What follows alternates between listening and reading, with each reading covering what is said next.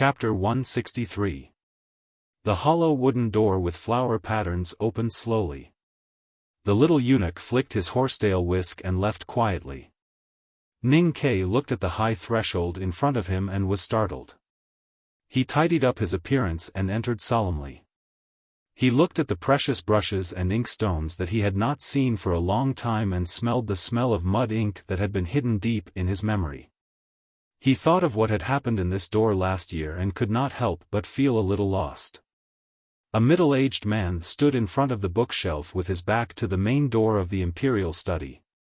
The man wore a plain thin cotton shirt and a black and gold belt around his waist. He looked slightly thin. Although his face could not be seen, Ning Ke could easily guess his identity. Without the guidance of the eunuch, he did not know whether he should kneel down or bow with his hands folded in front. Logically speaking, it should be the former, but few Tangs were willing to stain their knees with dirt, so he was a little hesitant and embarrassed. The middle-aged man suddenly spoke at this time. His light and gentle tone and the content of his words relieved Ning Ke's embarrassment and hesitation in time. He said, "This is not a worship ceremony. Don't think of kneeling down so easily." It was just a simple sentence, but Ning Ke had a very strong good impression of this middle-aged man. In his imagination, the image of the domineering Tang emperor had always been associated with dignified, indifferent and solemn words. He did not expect the man to be so gentle. "I heard that you are my secret guard?" The middle-aged man took out an old book from the bookshelf and asked casually while reading it. Ning Ke bowed deeply and replied, "Yes. This secret guard is too secretive. Even I don't know about it." The middle-aged man smiled and took out a bookmark from the edge of the bookshelf. He clipped it to the old book as a mark and suddenly asked, "How did you enter this room last year?" Ning Ke was thinking about how to address himself at this time. He wandered between lowly civilian student and lowly official for a moment and naturally excluded lowly official first. After hearing the question, he subconsciously answered, "I entered the palace for an errand and was brought here to wait." The middle-aged man made a sound of surprise and seemed to be a little confused about something. After a moment of silence, he said, "Since you were on an errand, how did you enter my imperial study? Did anyone see you come in at that time?"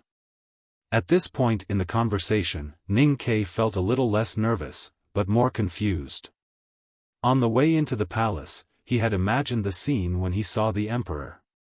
In his imagination, he had thought that after the emperor saw him, the emperor would laugh with great joy, take a few steps forward, and pretend to be displeased to hold his hands to stop him from kneeling. Then, the emperor would let go of his hands and gently stroke his beard. Looking at his fresh and cute face, the emperor would nod repeatedly, his face full of praise. He would forcefully suppress his excitement and say, "Minister Ning, you have made me look for death. I will reward you with thousands of acres of fertile land and countless beautiful maids. As for official positions in court, you can choose." However, this was not the case. The fact proved that although Ning Ke was not as beautiful as Prince Longqing, he would still think too well when he was in a state of excitement and worry about personal gains and losses. Ning Ke was a little disappointed and confused when he heard the emperor's last question. He suddenly understood something. Last year, it was the little eunuch named Lu Ji who arranged for him to come to the imperial study. Since the emperor had been looking for him for half a year and the painting, "The Flower Blooms on the Shore," had caused an uproar in the court, there was no reason for the little eunuch named Lu Ji and Commander Su Chongshan not to connect this matter with him. His Majesty did not find him, which could only mean one thing: whether it was Commander Su Chongshan or the little eunuch named Lu Ji, they did not report to His Majesty that he had entered the imperial study. As for why they did not report it, there could be many reasons. For example, they had forgotten, or they were idiots, or they were worried about what kind of trouble this matter would bring. Ning Ke did not know the reason at this time, but he was clear that if his answer did not match the answer of Commander Su and the little eunuch, it would bring them a lot of trouble, or even trouble himself. Therefore, he frowned and thought seriously for a moment. Then, he shook his head and said sincerely, "No one should know." The emperor listened to the answer coming from behind and laughed loudly. He put the old book in his hand back to the bookshelf and turned to look at the young student at the door of the imperial study. He sighed and said, "You really have a good character. No wonder second brother Chao thinks highly of you." Ning Ke looked at the bookshelf and found that the man was just an ordinary middle-aged man with white hair. He was not as majestic as he had imagined, and his aura was even more terrifying than that of the vermilion bird. Moreover, looking at the man's expression and smile, Ning Ke knew that his answer was right, although he did not know why he was right. The emperor looked at Ning Ke and suddenly waved his hand. He smiled and said, "Come here." Looking at the smile on the emperor's face, Ning Ke's heart slightly tightened. He forcibly suppressed his nervousness and walked over. The emperor pointed at the piece of calligraphy on the table and asked with a smile, "Did you write this?" Ning Ke glanced at it with the corner of his eyes and looked at the 5 big words on the yellow bud paper. He instantly recalled the pride and joy he felt after he finished writing it last year. He replied softly, "It is indeed my absurd work that day." "It is not absurd at all." The emperor looked at him with a smile and said, "I like your calligraphy very much." Finally, the process of praise and appreciation began. Ning Ke suddenly found that he did not know how to respond. It was probably because the emperor's tone was too natural and casual when he said it. There was only calm appreciation and no visible excitement. It was as if he was saying that the empress had peeled the green onions last night and baked the flatbread was very fragrant. How could he be moved? His Majesty obviously did not expect Ning Ke to be moved to tears by his words. He gently stroked his long beard and looked at the 5 characters on the table. After admiring it for a while, he sighed and said, "It's been so hard for me to find you." The emperor had been addressing himself as I before. Now that he suddenly changed to I, the atmosphere in the imperial study suddenly changed. Moreover, the strong meaning hidden in this sentence was many times stronger than the previous one. It had changed from a very distant elegance to a very strong appreciation. Ning Ke was not used to the former and did not know how to respond to the latter. The emperor looked at him with a smile and suddenly said, "The fish jumps in this sea, the flower blooms on the other shore." You only wrote the last sentence and I always feel that it is a pity. Since I have found you today, why don't you finish the 2 sentences? How about I grind the ink for you? To let the emperor of the Tang Empire grind the ink, spread the brush, lay the paper and stamp the seal was undoubtedly the highest treatment for those who loved calligraphy. In fact, it was a treatment that they did not even dare to think about. Compared with this treatment, even if you put all the popular girls in the House of Red Sleeves into the study to add incense and grind the ink, it would not be worth mentioning. Ning Ke was shocked when he heard this. He sincerely declined, "How can I do that?" As for the fish jumps in this sea couplets, they were originally obtained by your Majesty. I am just a transcriber. If I write it again today, your Majesty is right in front of me, how would I dare to write it on your behalf? He had been wandering from place to place since he was a child, struggling to survive at the bottom of the Tang Empire. He did not have much experience in interacting with the nobles. On the journey back from the grassland, he could hang out with Li Yu, the princess of the Tang Empire. That was because Li Yu was a delicate little maidservant. Although he knew Li Yu's identity, he had always insisted on treating Li Yu as a maidservant in order to make himself more relaxed. But now he was facing the most powerful man in the world. How should he get along with him? If it were any other inexperienced young man, he would probably be in a mess in the imperial study today. But Ning Ke was still Ning Ke after all. He was able to survive in the dangerous world when he was still a child. In addition to the chopper at his waist and the courage to kill, his mouth was sweeter than honey, and his ability to wag his tail and beg for mercy was also indispensable. As for pleasing the superiors and flattering the nobles, as long as he was willing to do it, he could do it better than anyone else. When he was in the city of Wei, he was a young soldier from outside the city. He was able to win the favor of the soldiers and the people in the city. He was able to make several generals in the city of Wei dote on him as if he was their nephew. It was easy for him to use this ability to flatter His Majesty. His Majesty was slightly taken aback when he heard Ning Kei's words. He couldn't help but raise his head to look at Ning Kei's face and chastised him with a smile. "Your flattery is a bit too stiff. Everyone in the world knows that my handwriting is terrible. How can I be worthy of the words precious? Not to mention in front of you." Ning Kei chuckled. He was very thick-skinned and did not care about the reprimand. He had seen His Majesty's handwriting with his own eyes. It was indeed not good. But so what? No matter how stiff the flattery was, it was still flattery. Even if His Majesty knew that his handwriting was terrible, he would still feel happy to be praised by others, not to mention by me. Looking at Ning Kei's indifferent expression, His Majesty indeed felt a little happy. He thought to himself that although the calligrapher he had chosen was much younger than he had imagined, his eyes were really sharp and unique. His evaluation was most likely to be flattering him. But seeing how natural and sincere he was, perhaps the remaining 20 to 30% meant that His Majesty's handwriting had indeed improved a lot, or was it rather impressive? Let's cut the chatter. Since I have finally caught you, you have to write a few pieces of calligraphy tonight and let me have a good look. Your Majesty, I have used up too much energy in the academy last night. My body is also a little weak. I really can't write anything good. It's not that I dare to go against your Majesty's will. It's just that writing is all about the spirit. His Majesty's face turned a little ugly. But he thought that what Ning Kei said did make sense. He was very clear about how difficult it was to enter the second floor of the academy.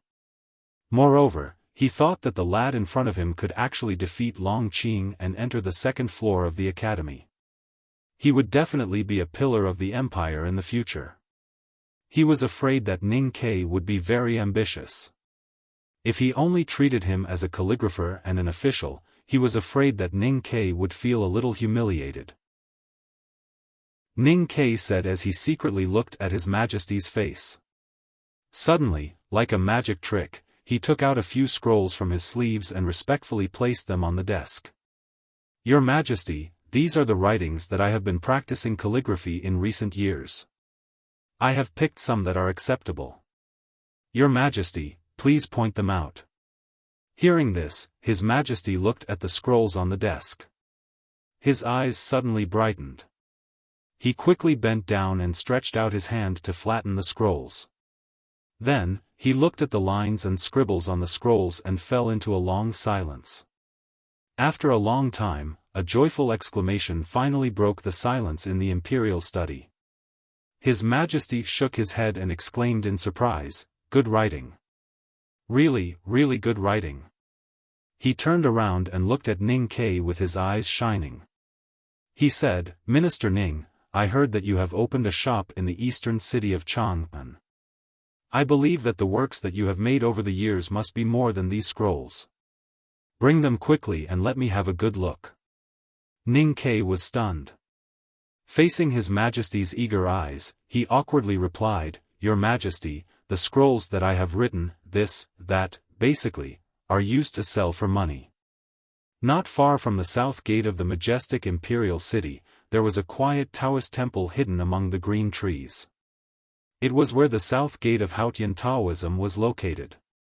In the deepest hall of the south gate temple, Yen Sei, the divine talisman master who had been heroic in the academy and wanted to compete with second brother, now seemed to have become a child who had done something wrong. He sat cross-legged on the dark-colored wooden floor. The beard under his chin was scorched as if it had been burned. His eyes were no longer wretched and innocently stared at the floor in front of him. He did not dare to look at the opposite side. However, although he did not dare to look at the opposite side, the dense wrinkles on his face were already full of guilt and flattery. Li Qingshan, the master of nation of Tang, looked at his senior brother in front of him. His eyes were as gloomy as a resentful woman in the palace. The respect he had for his senior brother had completely turned into disappointment and anger. Ning Ke can't enter the South School of Haotian Taoism. This means that although he is your student, the South School of Haotian Taoism will not have its own divine talisman master after you die. This also means that after we die, no one can support the South School. Master Yen Sei raised his head and looked at his junior brother with a silly smile. He comforted him and said, "It is not so serious. Since Ning Ke is my student, if he becomes a divine talisman master in the future, he can't just watch the South School be in trouble. Besides, although I am old and dying, junior brother, you are still young. Maybe when you die, Ning Ke will already be dead. In this case, what is the use of him?" Li Qingshan looked at his senior brother expressionlessly. After a long silence, he sighed and shook his head. He said, "Senior brother, do you really not know the difference between the two? If Ning Ke enters the South School, I will let him be the master of the South School in the future. He will be the master of nation of Tang. The South School can't be weakened even if it wants to. But if he is only your student, he can only be a visiting professor of the South School in the future. But what is the use of being a visiting professor? Liu Bai from the South Jin Kingdom is also a visiting professor of the West Hill Divine Palace. But when did you see Liu Bai risking his life for the Divine Hall?" Yen Sei agreed to the request of the second brother of the academy to accept Ning Ke as a talisman Taoism student in his own name, but completely cut off the possibility of Ning Ke entering the South School of Haotian Taoism. He was ashamed in his heart and felt a little ashamed when he came back to face Li Qingshan. At this time, Li Qingshan's words became more and more serious, which made him even more embarrassed. At last, he did not dare to look at Li Qingshan's resentful eyes and walked away awkwardly with his face covered. All the way through the trees and corridors, the disciples of the South School of Haotian Taoism, Taoist boys and Taoist nuns, respectfully saluted and avoided. Master Yen Sei did not want to show his kind and lecherous side at all today. He hurried forward with a livid face. He gave up the main door and went straight to the side door. When he pushed the side door open and walked into the side alley, he reached out to brush off the green leaves on his shoulder. His wrinkled old face finally returned to normal. Although he felt sorry for the South School, he finally found a successor. Yen Sei was ashamed, but in fact he could not suppress the joy in his heart. Previously in the South School, in front of the Master of Nation Li Qingshan, the joy was covered by shame. Now in the side alley, he finally began to show it. A carriage blocked the entrance of the alley. Looking at the emblem of a marquis's mansion on the shaft, he was slightly stunned. A man who looked like a steward jumped out of the carriage and looked at Master Yen Sei up and down. It seemed that he was a little confused about the appearance of this old Taoist.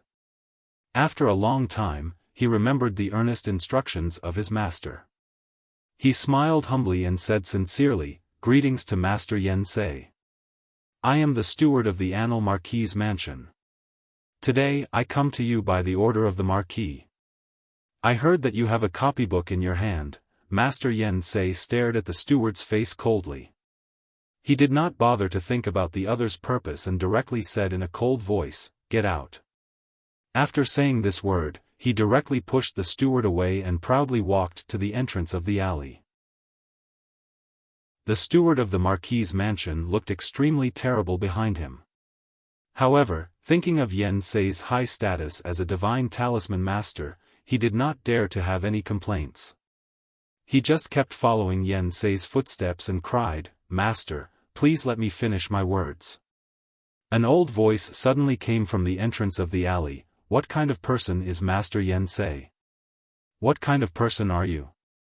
No matter what Marquis Annal wants to ask Master Yen Sei, or invite him into the Marquis's mansion, or come to meet him solemnly, they all have to show the courtesy of a junior. But you, a steward, actually came to meet him.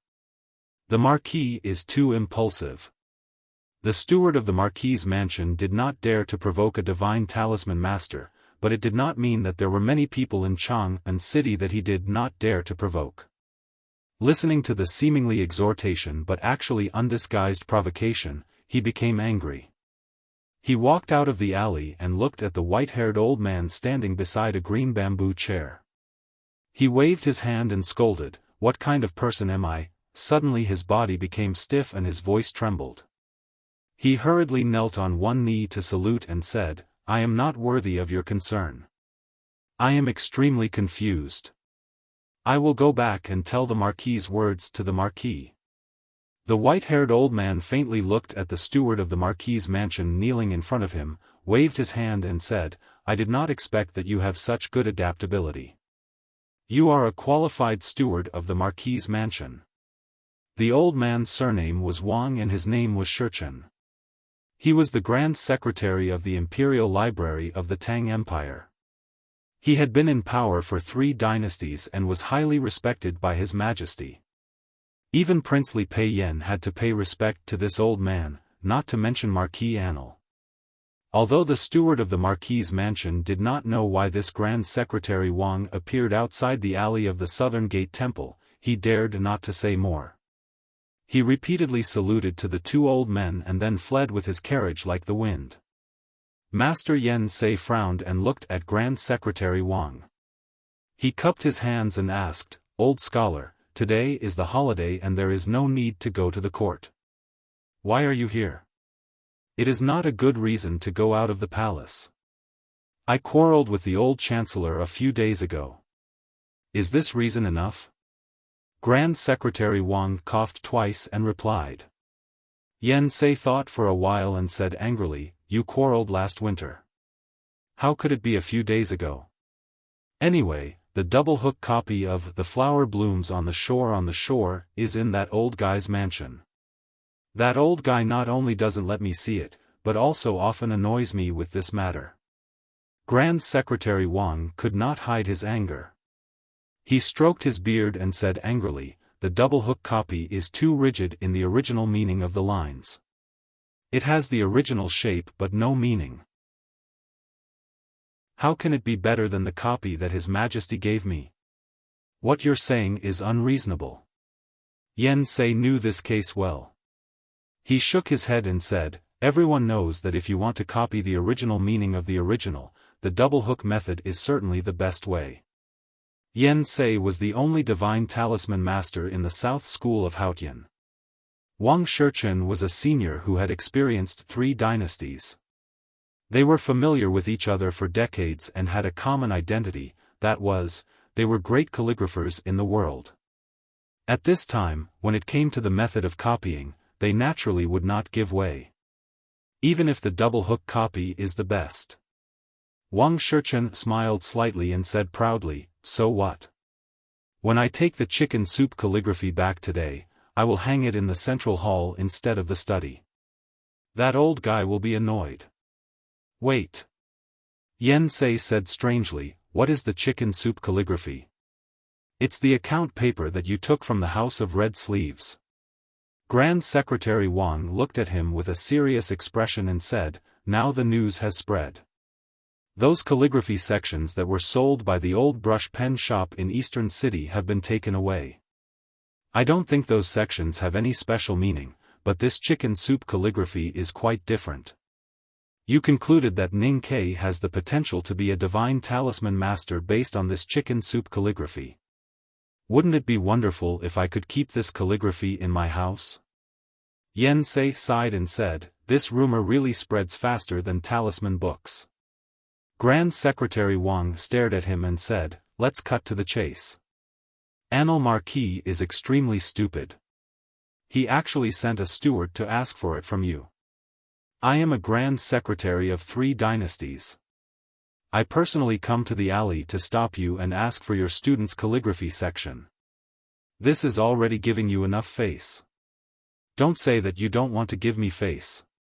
Otherwise, both of us will lose face. I only hear the aura of an old hooligan from your words. I don't think you want to save face at all."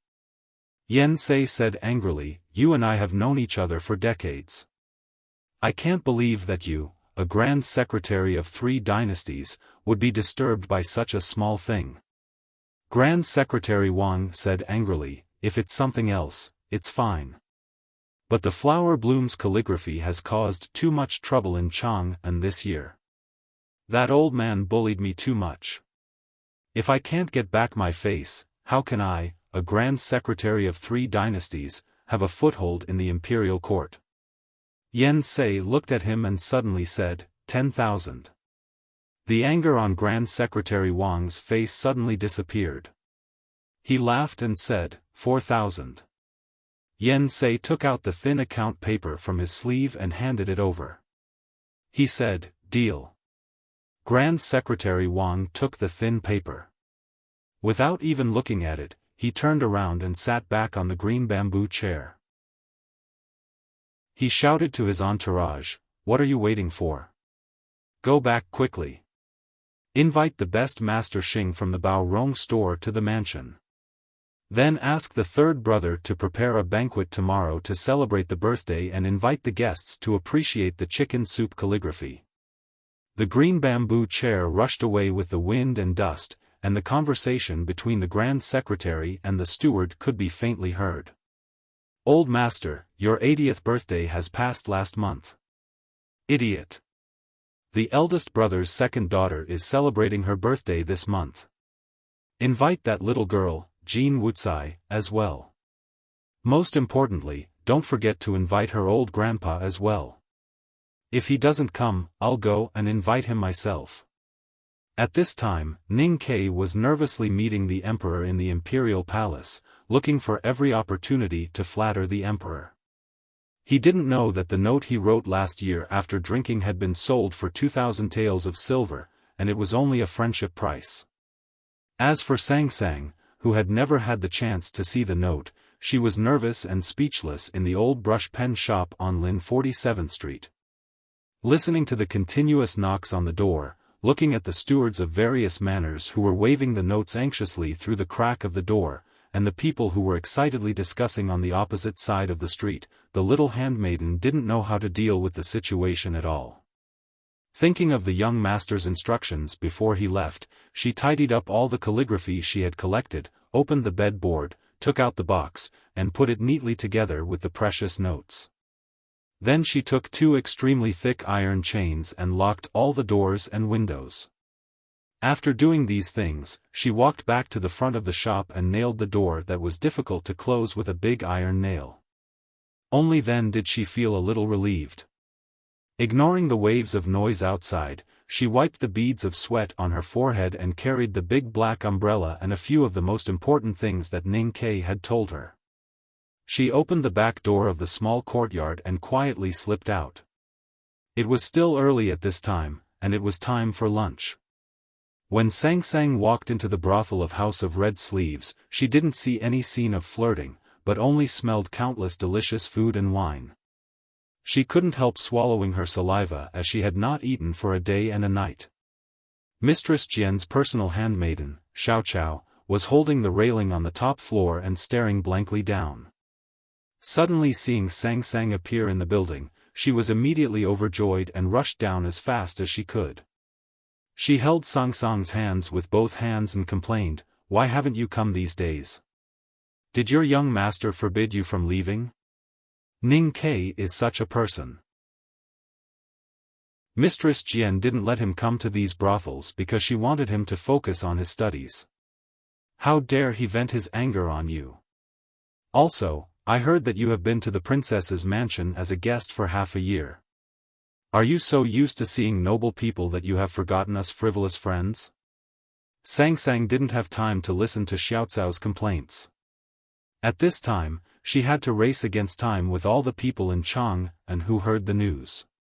She directly asked, "When my young master was drunk last year, he once wrote a memo here. Where is it?" Xiao Cao was slightly startled and immediately said, "I'll ask for you." After a moment, Xiao Cao ran back and said, "I've asked. It seems that Sister Dewdrop took it away at that time. Why are you looking for it?" It has been so long, who knows where it has been thrown away. Chao Yuning always had some confidence in speaking in Chang, and because his brother-in-law was the assistant minister of the Ministry of Works. Since the minister of the Ministry of Works was vacant at the end of last year, his brother-in-law was regarded as the next minister of the Ministry of Works. However, things suddenly changed at the beginning of this spring. A high-ranking official who returned from the River Transport Governor Mansion became a strong competitor of his brother-in-law. His Majesty had been silent about this appointment, and the Prime Minister and those Grand Secretaries had not made up their minds. In such a tense and critical moment, his brother-in-law became more and more low-key and silent. Therefore, Chao Yuning's confidence in speaking in Chang and became weaker and weaker. Especially at this moment, when he was facing the most popular girl in the House of Red Sleeves, Dewdrop, his tone could no longer be described as low-key. He even sounded a little humble. "I say, good girl, please do me a favor and let me have that invitation card."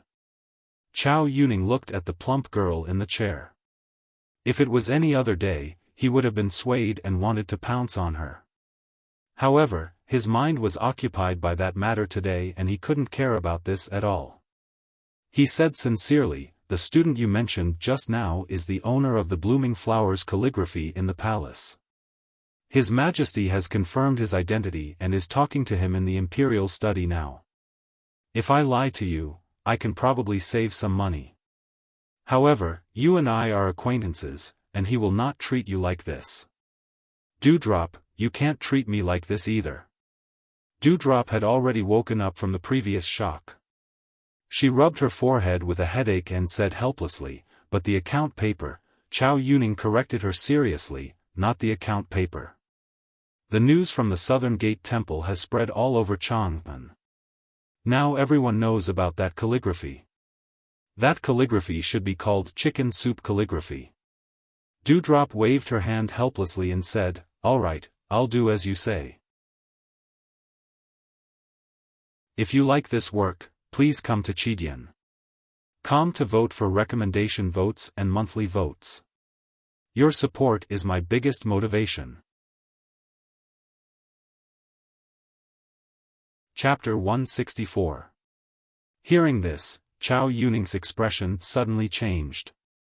Although it would look weird to bring a table to the Grand Secretary's mansion no matter how it was packaged, it was a unique thing in the world after all. But the rubbing, as long as there was ink and paper, it could be made into hundreds or thousands of rubbing. If he really took this rubbing back, how could he explain it to his brother-in-law? He looked at the little handmaiden who came in without being invited and said with a dark face, "Who are you?" Dewdrop glanced at him and knew what he wanted to do. She smiled helplessly and said, "The table you want to buy," although it was written by that Master Yen Sei, is Ning Kei's original work. This girl is Ning Kei's personal handmaiden, and to be honest, I'm afraid that she can take half of Ning Kei's house. If you really want to take something back, you'd better be polite." Chao Yuning was shocked and quickly went along with the flow. He bowed to Sang Sang politely and sincerely said what he came for, "Little girl, although the rubbing will be precious in the future, I want to buy something unique." Sang Sang thought that this was the first guest of her young master after he became famous, so she should have some preferential treatment. After thinking for a moment, she calmly said, "I'll give you a seal. If it's still not enough, my young master will ask Master Yen Sei to sign this rubbing."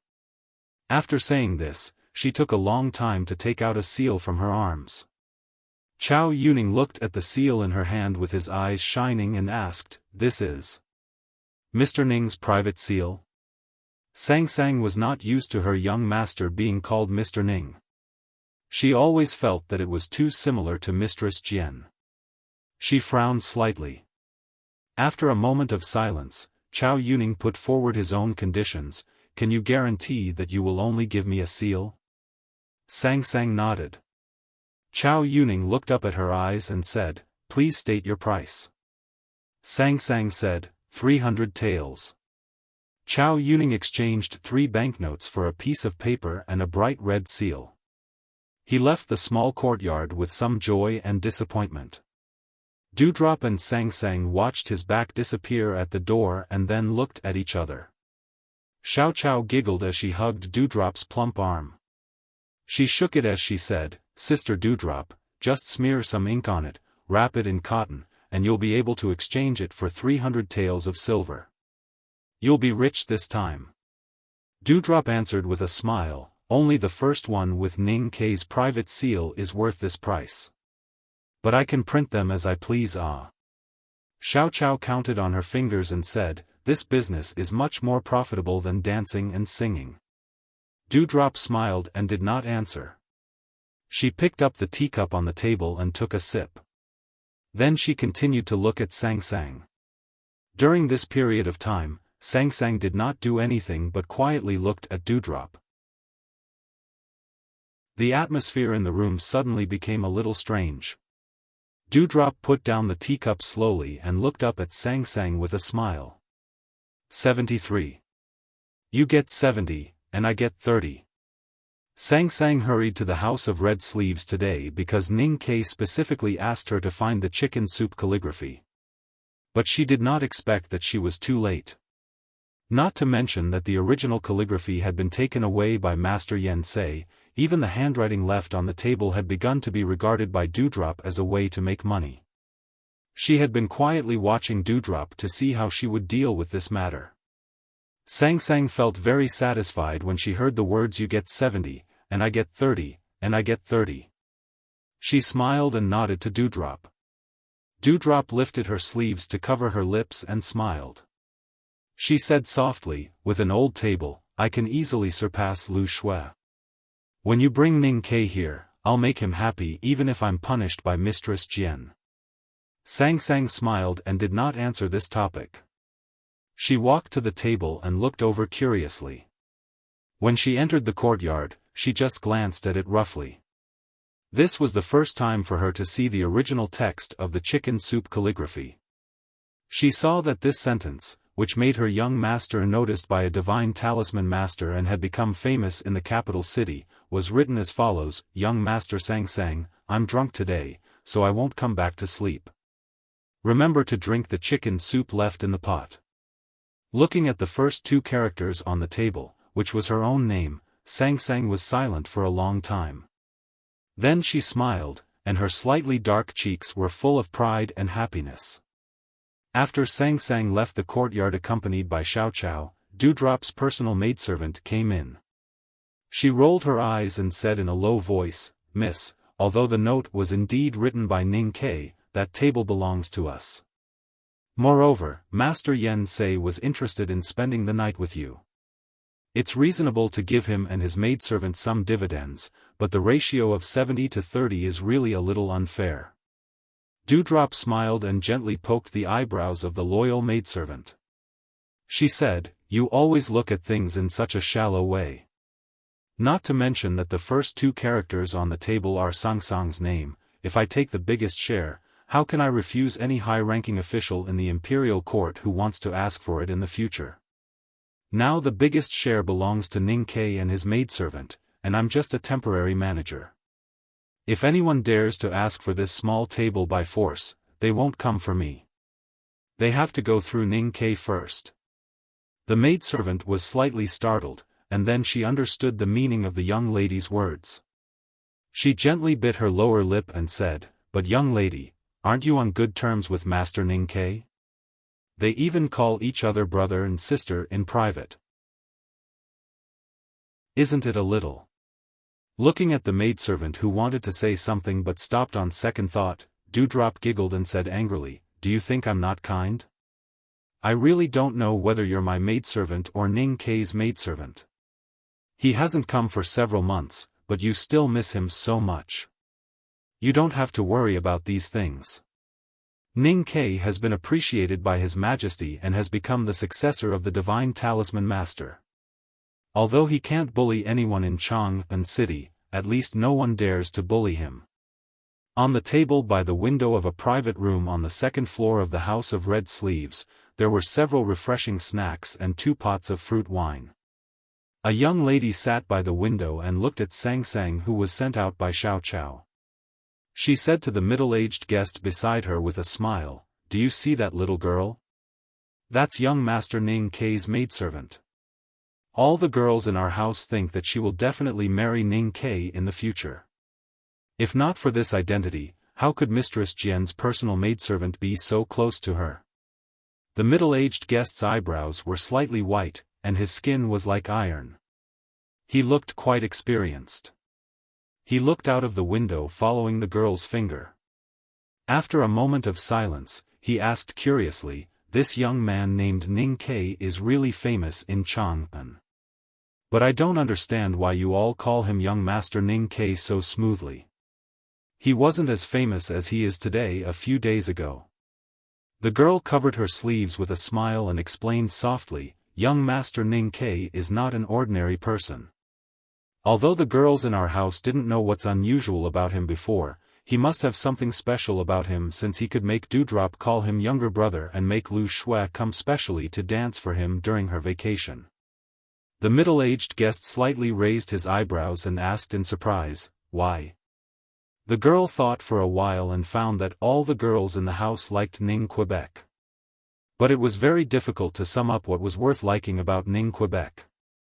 She just shook her head and said with a smile, "Mistress Jian has been treating him differently since he entered the house for the first time. Perhaps Dewdrop knows something about him? But just based on Mistress Jian's attitude, he deserves to be called young master." The middle-aged guest smiled and stopped talking about this. He drank some fruit wine with the girl and chatted for a while before leaving. Out of the House of Red Sleeves, the middle-aged man got into a carriage and instructed the coachman to walk freely in Chang'an. After a few turns, they finally stopped somewhere in the north of the city. He paid the fare and got off the carriage. Then he passed through 2 alleys and came to the back of a solemn building complex surrounded by green trees. He knocked on the back door and walked in. In the study room at the back of the Chang'an local government. Shangguan Yangyu looked at the middle-aged man in front of him and asked expressionlessly, "It took 3 months to narrow down the suspects to 7 people. Ning Kei is the last one among the 7 names. Why do you suspect him? Do you have any evidence?" The middle-aged man's name was Tai Ying. He was the head of the Ministry of Justice in Chang'an local government. He had worked in the Ministry of Justice for more than 10 years and was very experienced in investigating cases. After a moment of hesitation, he said, "When Zhang Yiqi died, Ning Kei was in the House of Red Sleeves." Shangguan Yangyu's face suddenly turned cold and he scolded, "There were hundreds of people in the House of Red Sleeves at that time. Are they all suspects?" Tai Ying bowed his head and cupped his fists. He said in a low voice, "But I feel that there is something wrong with this person." Shangguan Yangyu frowned slightly and said unhappily, "How can you act based on your intuition when investigating a case? Zhang Yiqi died outside the side door of the House of Red Sleeves. At that time, it was not treated as a homicide case, so there was no examination at the scene and no one in the building was detained for questioning. It is really difficult to find evidence." Tai Ying continued quickly, "But if you believe in my intuition about the case, please let me continue to investigate. I have dealt with murder cases all my life. I can smell something wrong with this case just by my nose." Shangguan Yangyu seemed to be very interested. He stroked his beard and asked, "What problem do you smell? Ning Kei was not rich before, or even a little short of money. How could such a lad enter the House of Red Sleeves? Why did Mistress Jian appreciate him? Why did the girls like him? What did he want to do in the House of Red Sleeves? I think the problem is that he should not have any relationship with the House of Red Sleeves, but he did." Tai Ying looked at the prefectural magistrate's disapproving look and became serious. He began to narrate another thing that he had investigated. Not long after the censor Zhang Yiqi died, Huiyuantong Money House exchanged several notes for a huge amount of 2,000 taels of silver. The person who exchanged the notes was Sang Sang, Ning Kei's little handmaiden. He was not famous at that time and sold his calligraphy very cheaply. How could he have so much money? Who gave him the money? What did those people want him to do by giving him so much money? Hearing this information, Shangguan Yangyu frowned tightly. After a long silence, he said, "Don't touch anything else. Check the notes first. If there is something wrong, then we can continue to investigate." Twilight shone into the Chang and local government. Standing under the green tree in the courtyard, Shangguan Yangyu, whose face should have been glowing in the sunset, looked livid, which was not in harmony with the surrounding environment. He looked at Tai Ying in front of him as if looking at the enemy who killed his father. His cold voice seeped through his teeth and seemed to be a little sharper. The notes were deposited into Huiyuantang by the Fish Dragon gang. That is to say, the 2,000 taels of silver were given to Ning Ke by Cao Xiaoshu. As for why, if you haven't forgotten the corpses lying on the street beside the Spring Breeze Pavilion that night, you may be able to guess a little. I will not forget that night. Shangguan Yangyu said coldly, because it was that night that countless big shots in the imperial court fell, and I could sit on the position of prefectural magistrate of Chang'an City. As for Cao Xiaoshu's identity, I don't think I need to remind you. Ning Ke took the 2,000 taels of silver, which is equivalent to working for the palace. Do you still insist on investigating? Tai Ying forcibly suppressed the shock in his heart, cupped his hands and said, "Your Excellency, there are many doubts in this matter."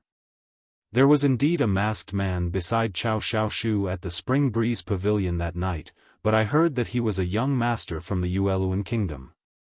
As for the 2,000 taels of silver notes, whether it was to pay for the Spring Breeze Pavilion or from another source, we should carefully investigate it. Shangguan Yangyu roared angrily, "How do you want to investigate? Do you know who Ning Ke is? Even if you didn't know before, after today, everyone in Chang'an City will know that name. Evidence.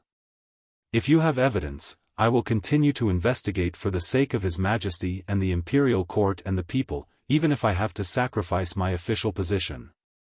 But if you want to investigate this person without any evidence and only rely on your damn intuition and rotten dog's sense of smell, then don't blame me for stripping you of your official uniform first." Tai Ying was hit by the reprimand and lowered his head, remaining silent.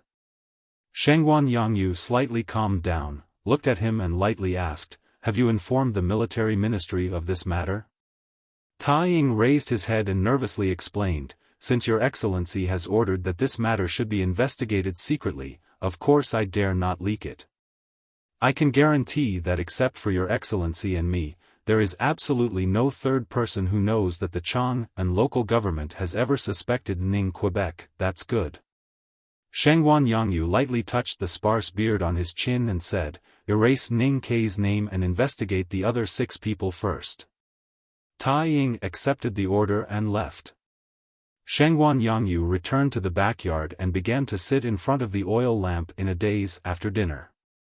Suddenly he frowned, stared at the oil lamp in front of the bookshelf, and unhappily asked, "Why have 3 more lamps been lit? Quickly extinguish them for me."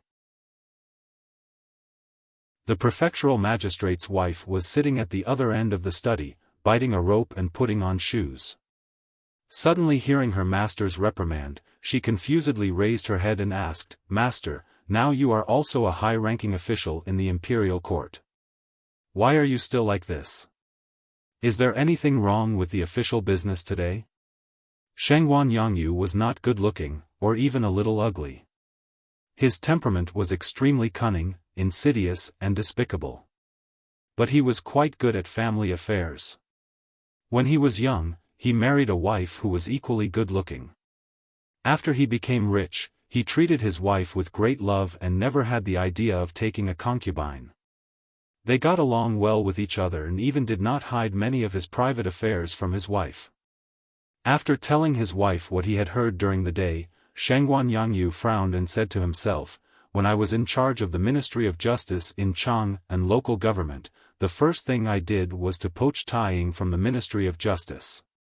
Because I knew that this person was experienced, and even as he said, he had a natural intuition about murder cases.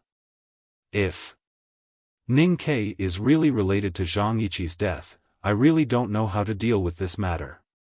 Shangguan's wife slightly frowned, put down her sewing, poured a cup of hot tea for her master, and said softly, since you are in charge of the security of Chang'an City and you are paid by the imperial court, you should investigate the case that should be investigated.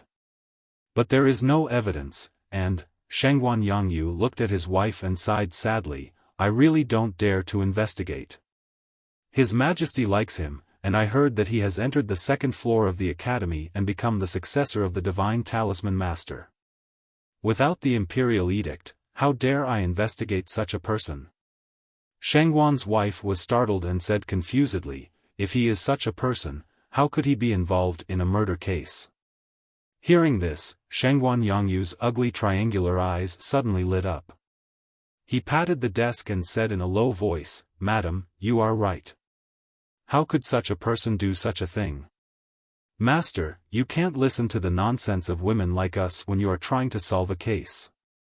Shangguan's wife was startled by his reaction and hurriedly dissuaded him, what if it is really him?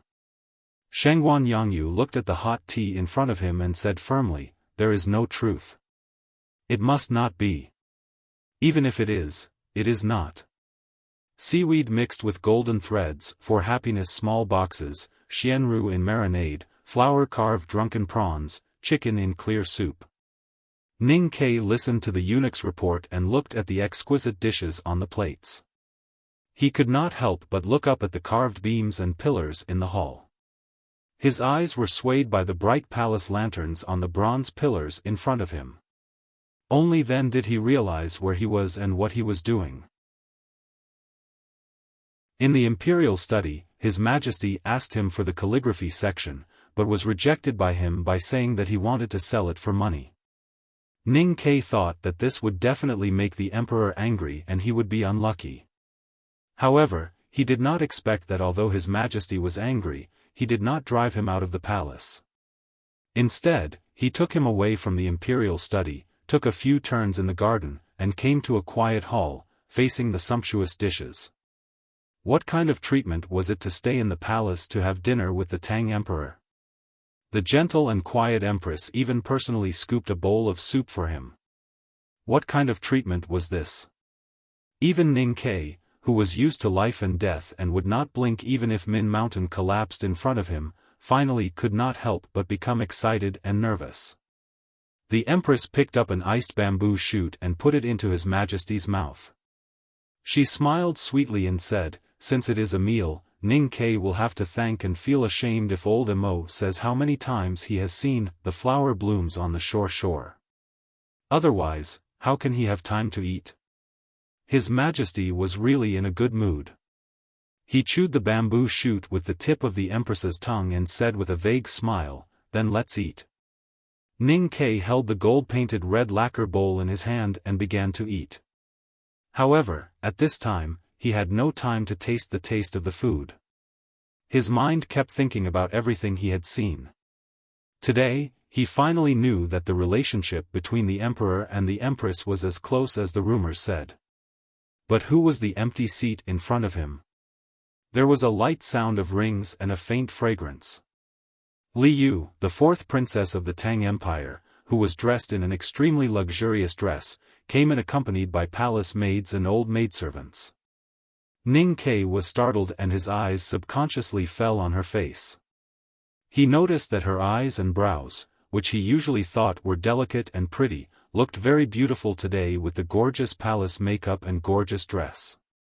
He could not help but show an expression of surprise. Li Yu, who saw him in the hall, was even more surprised. She could not help but cover her mouth with her hand and asked in surprise, "Why are you here?" After returning from the academy to the palace, she had slept for a whole day to replenish her energy. At this time, she was still a little tired and did not know about the rumors outside the palace. She also did not know that Ning Ke had entered the palace.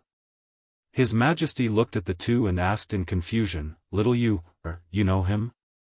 Li Yu quickly calmed down and explained with a smile, "Father, Ning Ke was the one who escorted me back from the grassland last year. We knew each other then. Last night, when I went to the academy to watch the opening ceremony of the second floor, I saw him. The journey from the grassland had started from the Golden Tribe, passed through the city of Wei, and fought their way through the North Mountain Pass before finally arriving in Chang'an. His Majesty was very clear about the difficulties his daughter had suffered. But he did not know that on this journey, there was a border town soldier named Ning Kai who had saved his daughter's life until today. Hearing Li Yu use the shortest words to describe last year's journey, the way the emperor looked at Ning Kai was different from before.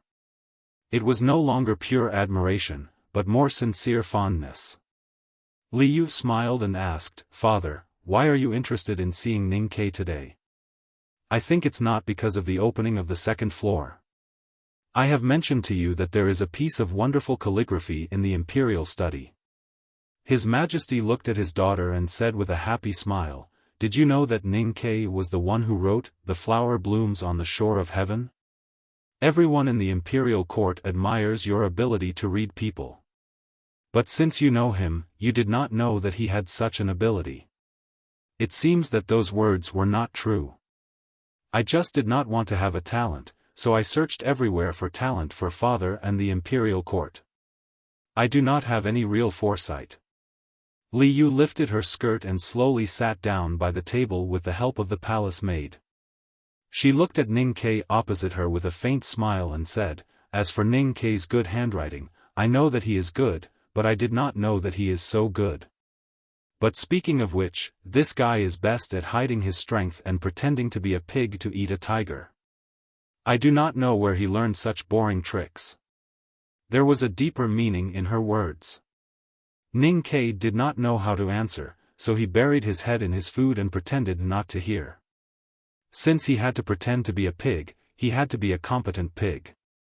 But listening to the emperor and empress's laughter and looking at Li Yu's teasing gaze, he felt that the imperial banquet did not have the solemnity of an imperial banquet. It was more like an ordinary family's dinner.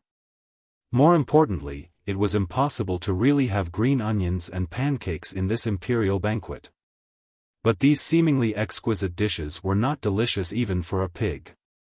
Ning Kai used his chopsticks to play with the light and tasteless marinade. After suspecting that the imperial chef had a fake New Oriental certificate, he began to miss the leftovers in the old brushed pen shop on Lin 47th Street, and even the pot of sour chicken soup. To be continued.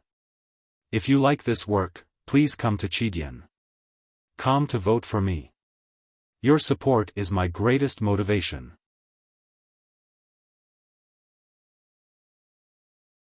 Chapter 165.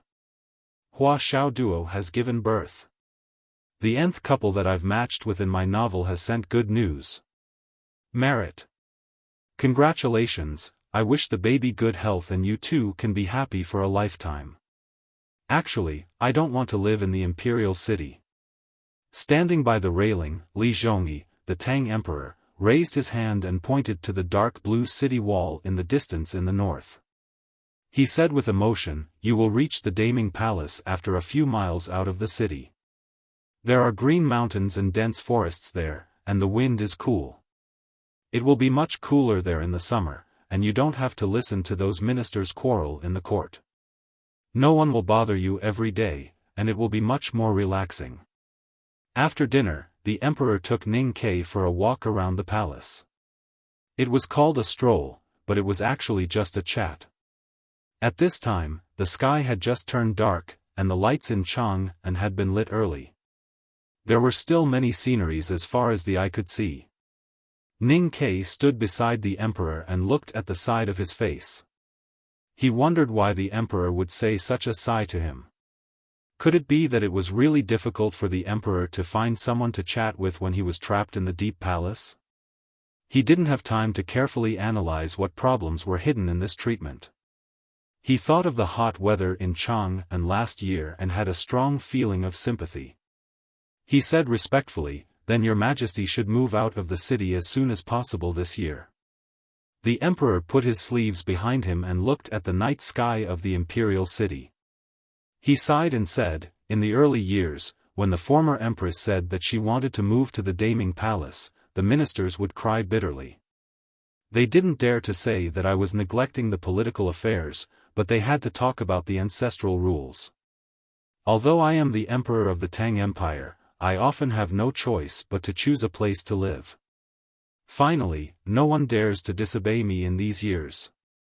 But even if I want to move, I have to wait until the summer to shut those old guys' mouths. Ning Kai could not help but secretly laugh when he heard the hidden bitterness in the emperor's words.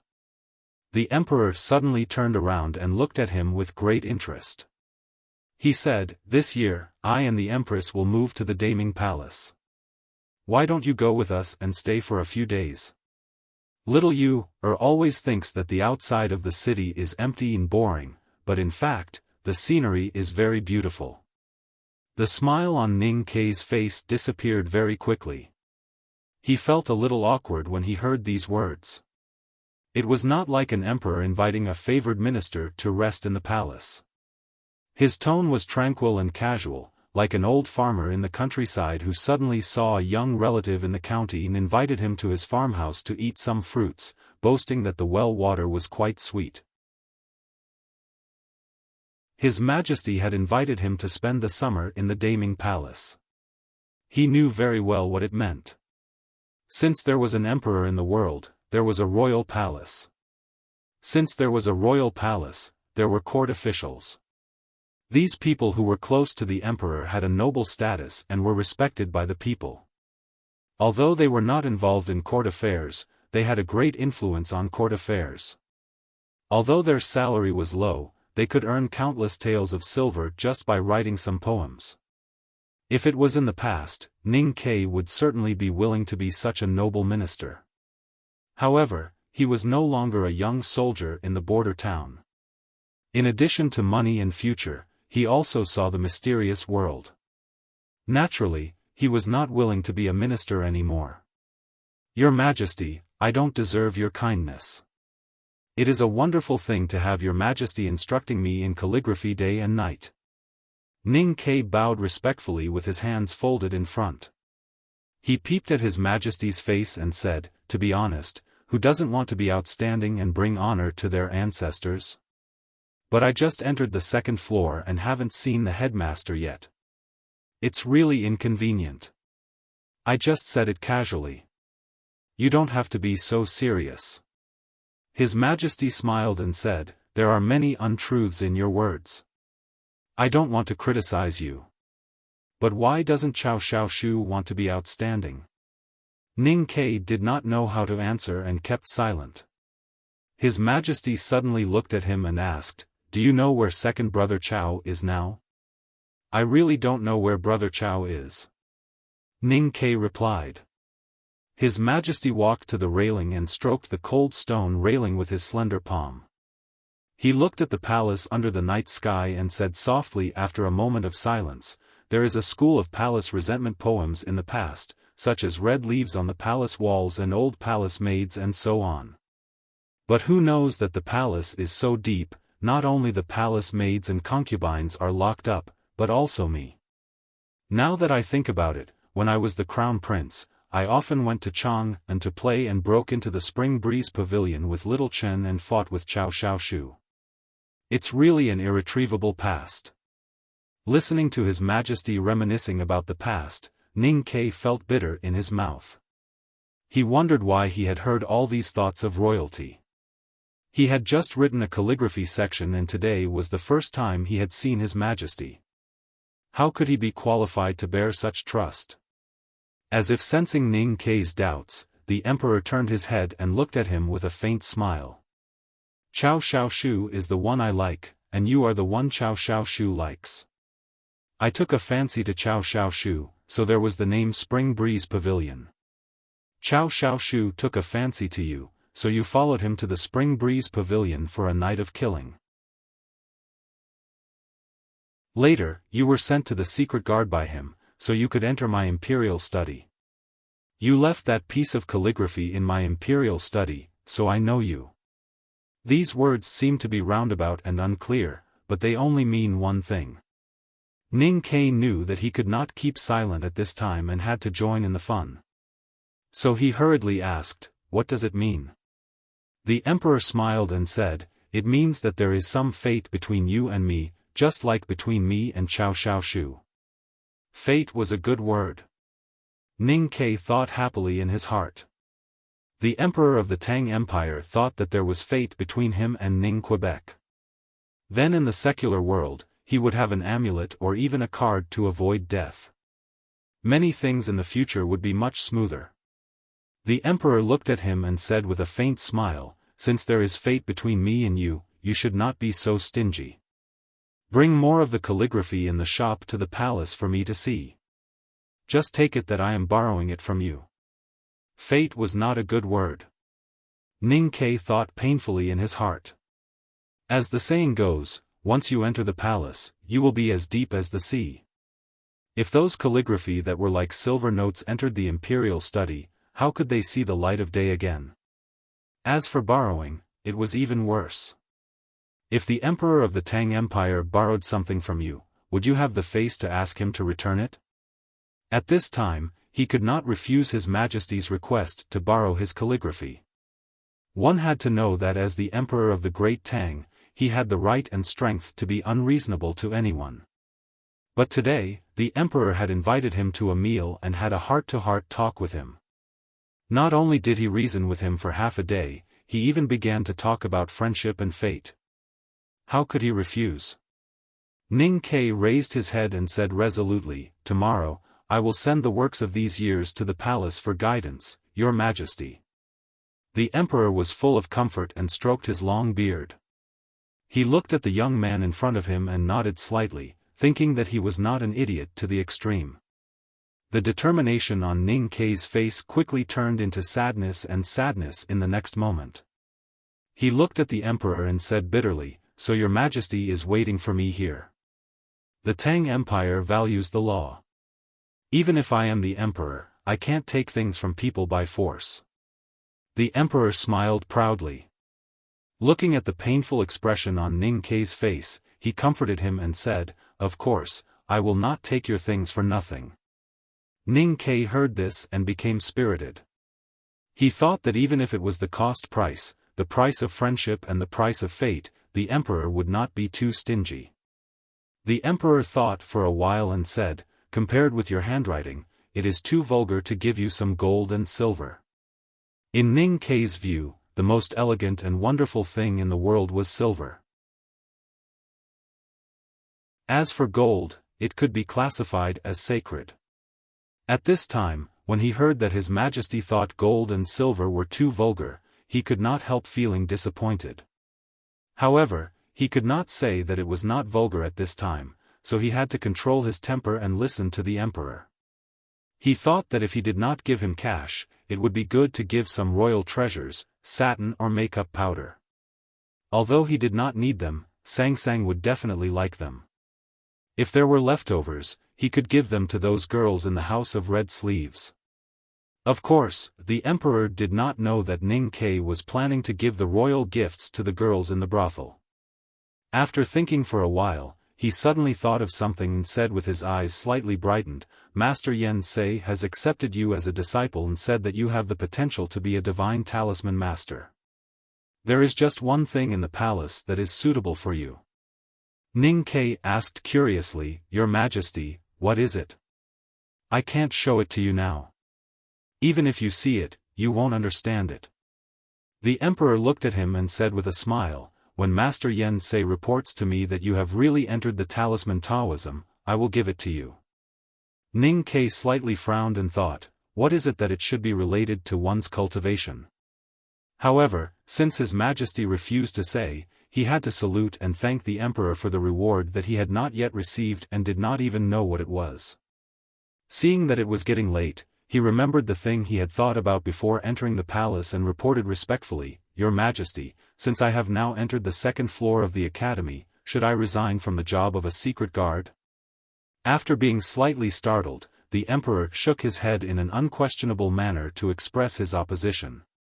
Looking into his eyes, he said, I have seen the file the Ministry of Military Affairs presented. Your performance in the frontier fortress and the wastelands was excellent, even exceeding my imagination.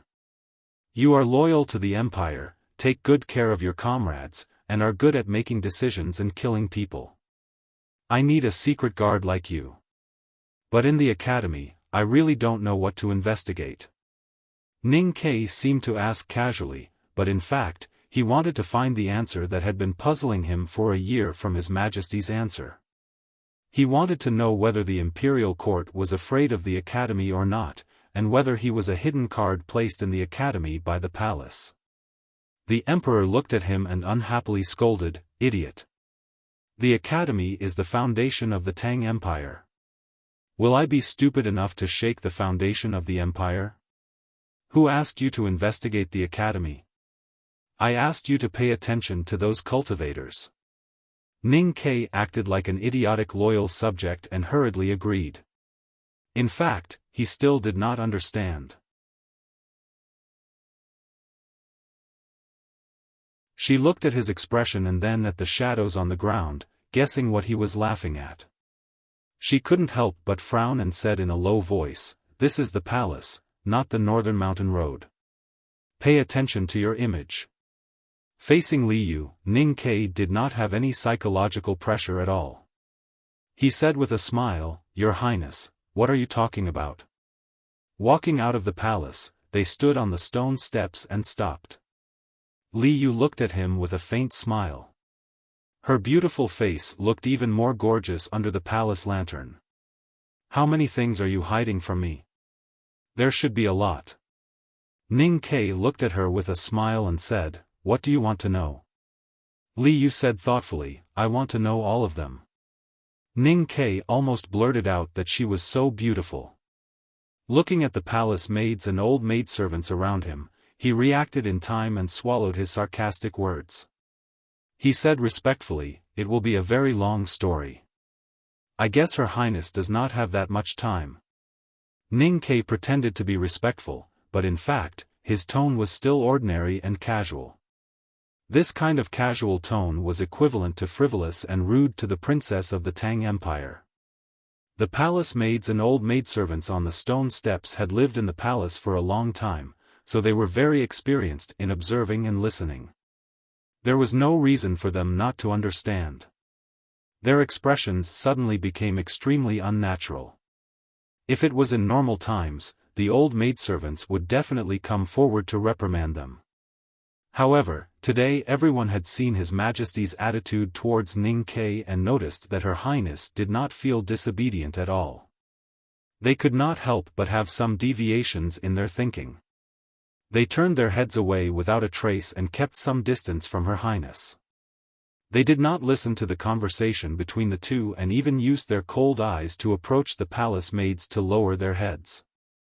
Li Yu walked down the stone steps and approached Ning Ke with a smile. She said, "Speaking of time, if you have time in a few days, come to my mansion.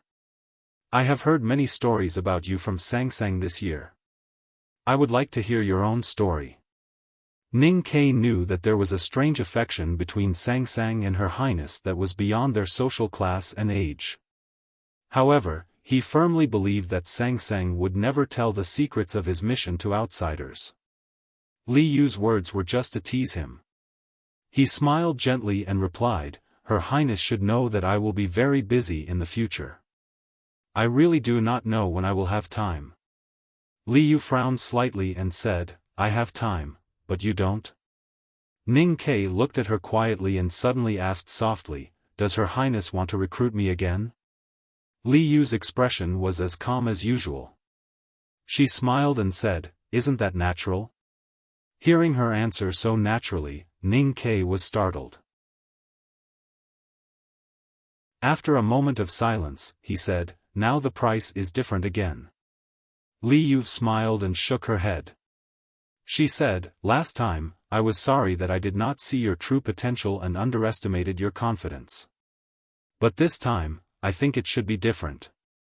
Maybe I will give you a price that you can't refuse."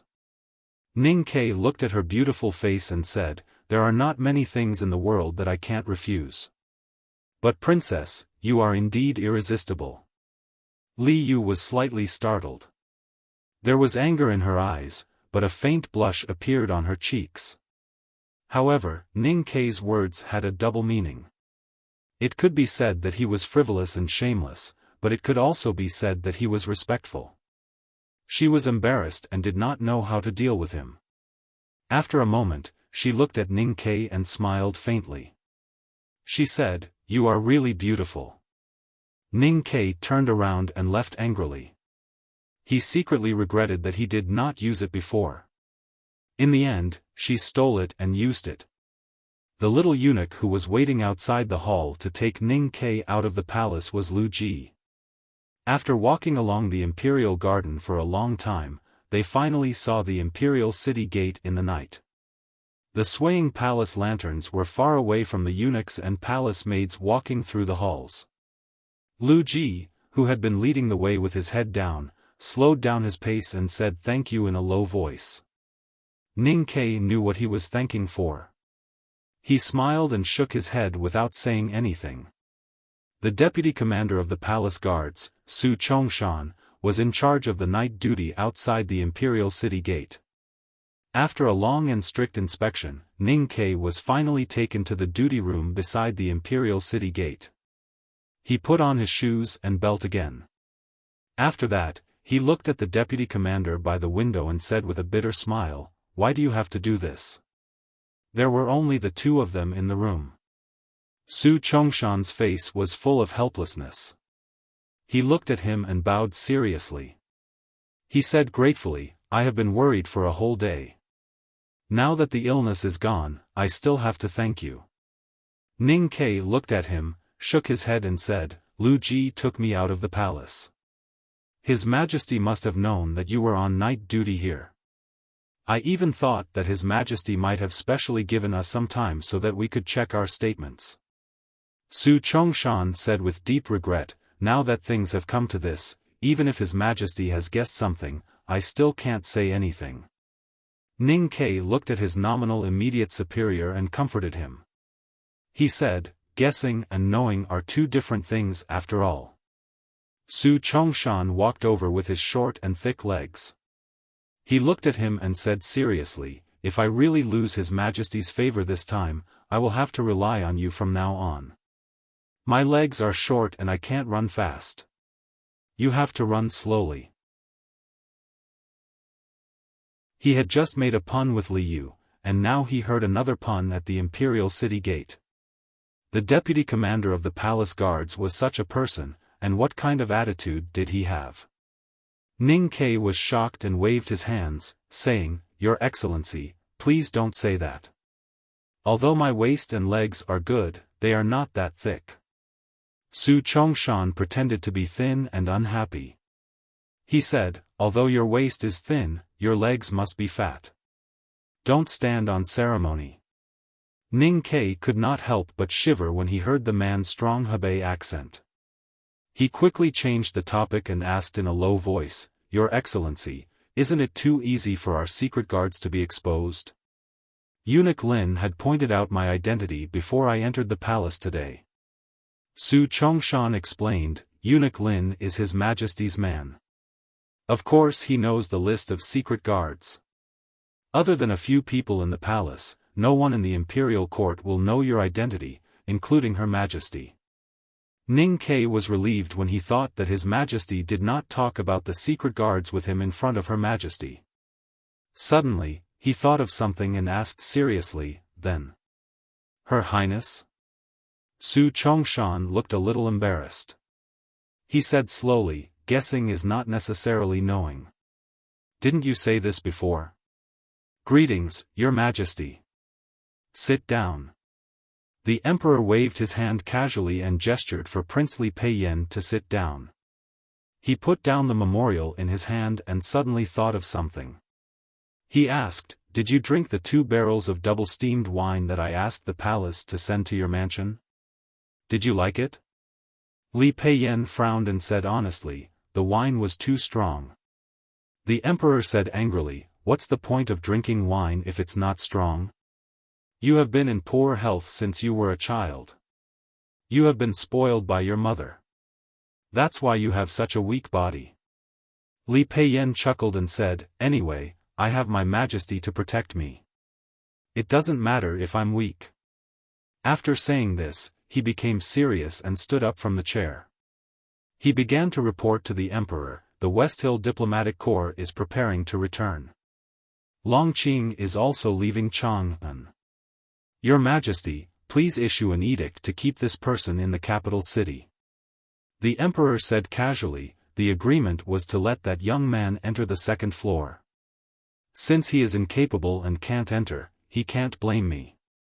But in this way, the agreement is invalid. If he wants to leave, let him leave. Li Peiyan was a little shocked and said anxiously, My Majesty, he is a hostage of the Yan kingdom. How can we let him leave? The Tang Empire dominates the world by relying on its cavalry warriors and its unyielding spirit, not by relying on these hostages in Chang and who hang out in brothels every day. The emperor said mockingly, when the Yan emperor sent the crown prince to Chang'an as a hostage, it was not to appease me, but to appease himself. If I don't accept his son, won't he have to worry every night that my cavalry will break into capital Cheng and attack his bedchamber? In order to let that old guy sleep better and live a few more days, I have to reluctantly agree. You have to understand that it was the Yan emperor, the South Jin kingdom, and the others who cried and shouted to send the hostage to Chang'an. It was not me who wanted this hostage. Don't the Tang Empire need to spend money and waste food to feed them? The emperor waved his hand and said, let Prince Longqing go if he wants to. Chang'an doesn't feed useless people. Ning Ke got off the horse carriage at the entrance of Lin 47th Street and sneaked to the narrow alley behind the courtyard. He said a few secret signals through the wall and the back door of the old brush pen shop was pushed open. Ning Ke flashed in as fast as he could. Ning Ke took the hot towel to wash his face and put his feet in the basin of hot water that was at just the right temperature. He let out a comfortable moan and felt that the tiredness that had accumulated from yesterday to tonight had been swept away. His spirit that had been tense for a long time had finally relaxed. In one day and one night, he climbed the back of the mountain of the academy, defeated Prince Longqing, and obtained the qualification to enter the second floor. From a forgotten student of the academy, he became a genius fought over by the academy and the South School of Haotian Taoism. Then he was found to be the owner of the Blooming Flower Invitation, entered the palace, had dinner with His Majesty, and chatted with His Majesty's family. Shock after shock, wave after wave, came one after another. Such an experience was really hard to imagine, and it might be extremely difficult for anyone to replicate it in the future. It was too much for the bystanders to take in, not to mention him, the person involved. Ning Ke was still in a trance when he finally lay on the familiar bed, feeling that it was extremely unreal. Sang Sang added half a ladle of hot water to the basin under his feet, squatted on the ground and looked up at him curiously. She asked, Young master, what does the emperor look like? Is his beard long and white? The one with long and white hair is Santa Claus, not the emperor. Ning Ke reclined on the quilt and pointed at his sore thigh with his finger, motioning Sang Sang to beat it a few times. He said, His Majesty is actually not that old. What kind of person is he? I really don't know. This was a very honest sentence. Ning Ke had always had a somewhat complicated feeling about the emperor of the Tang Empire over the years. From the natural disaster to many details in the city of Wei's military stronghold, he could feel that the current emperor was a legendary wise monarch. However, every time he thought of the bloody case in the general's mansion and the murderers who were still sitting in the court, the word, wise monarch, would always be a question mark in his heart. After returning to Chang'an from the frontier fortress, he began to hunt down the murderers who participated in the bloody case in the general's mansion. It was also during this process that he found out that the emperor did not investigate the case openly, but did a lot of things secretly. Those who should be banished or demoted were demoted, and those who should be marginalized were marginalized. Ning Ke naturally thought that these punishments were far from enough, but he had to admit that the emperor had done enough for a long-forgotten case without any evidence to reverse the verdict or any necessity. As for the culprits of the bloody case in the general's mansion, Prince Li Peiyan and General Xiaofan, one was the emperor's younger brother, and the other was the cornerstone general of the empire. He could also understand the reason why they were still in the limelight. Ning Ke said silently in his heart, "Your Majesty, if you can't do it to your own younger brother, then leave it to me." Sang Sang sat by the bed and waved her small fists to rhythmically knock on his thighs. She looked at his face and could hardly suppress her curiosity. She asked, "Is the Empress beautiful? Her Highness doesn't seem to like her. But last time in the House of Red Sleeves, I heard from Xiao Chao that the Empress is the most beautiful woman in the world. That's why His Majesty only likes her for so many years." Feeling the small fists knocking on his thighs, Ning Ke comfortably squinted his eyes and said, "I think you should stay away from Xiao Chao. You can't learn anything from her. You can only learn to talk about the palace like a gossipy woman." Sang Sang said, "I'm just curious." Ning Ke suddenly thought of something and opened his eyes. He sighed and said, "I can't see anything special about the Empress, and it's hard for His Majesty to sum it up. But at least I know that if he were to do business, he would definitely be a good helper." The master and the handmaiden stared at the silver box on the bed. More precisely, they stared at the papers in the box. Their faces were full of heartache. After a long silence, Sang Sang raised her head and asked unwillingly, "Are we going to send all of them to the palace?" Ning Ke said in a slightly hoarse voice, "Of course not. At most 2/3, no, at most half." Sang Sang began to pick out the calligraphy sections from the box. Her movements were very slow and reluctant, and her face was full of heartache. Ning Ke was also very distressed. He sighed with regret and said, "If I had known that one day, any piece of paper I casually wrote could be used as a banknote, how could I throw away so many and burn so many? Even if the writing is not good and the ink is smeared a little, it can still be used as half a banknote, right? In this way, how many banknotes do you think we have thrown away all these years?" Hearing this, Sang Sang's eyes suddenly brightened. She jumped off the bed abnormally quickly and violently pulled Ning Ke off the bed. She lifted the bed board and reached in to search for a long time. Finally, she took out a small box. She took the box to the table and opened it. She took out the paper inside and said excitedly, "Young master, I have picked up many pieces of paper that you used to throw away. Can you exchange them for money?" Ning Ke was slightly startled. He subconsciously picked up the top piece of paper and glanced at it. He found that it was the funeral section that he had copied on the night of Zhuer's death. He was shocked and asked, "I have already thrown this section away. When did you pick it up again?" Sang Sang smiled and said nothing. Ning Ke was shocked and speechless. After a long time, he came to his senses and reached out his hands to hold Sang Sang's slightly dark face. He said affectionately, "Sang Sang, how can I live without you?" At this moment, his stomach suddenly growled. Ning Ke took back his hands and rubbed his stomach. He glanced at the dark night outside the window and said, "It will be a long time before dawn, right?" "Yes, young master." Sang Sang asked curiously, "What's wrong?" Ning Ke said seriously, "At this time, I miss the hot and sour noodle slice soup very much." Sang Sang was puzzled and asked, "I heard that there are at least more than 100 dishes at the banquet in the palace. Are you not full, young master?" Ning Ke sneered and said, "What do those ignorant people think the palace is? The various delicacies at the imperial banquet are elegant and delicious, but they are exquisite. How can they be served like mountains and seas? I, young master, have also eaten the imperial banquet. In the future, don't say such things outside, lest people hear us and laugh at us for not having a broad vision." Sang Sang nodded and continued to ask calmly, "The imperial banquet must be good, but young master, are you full?" Ning Ke's face was slightly stiff. After a moment of silence, he said honestly, "Yes, I am not full." Sang Sang smiled and said, I will go cook noodles. You can't cook noodles for me. Can you give me some recommendation votes and monthly votes? I said it was blocked today, but I still wrote 8,000 words.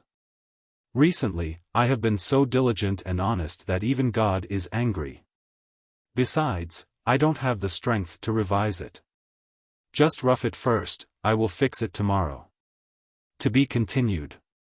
If you like this work, please come to Chidian.com to vote for me. Your support is my greatest motivation.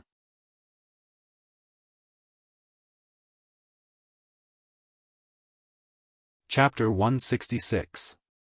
After getting up in the morning, Sang Sang combed Ning Kei's hair and fetched some hot water. Then she went out of the shop and bought 2 bowls of hot and sour noodle soup with 2 spoonfuls of minced beef. After washing his face and brushing his teeth, Ning Kei put on an unlined robe and began to have breakfast. Sang Sang took out clothes and shoes to match them. Last night, the academy's spring clothes had been ironed tightly and the shoes and socks were all new.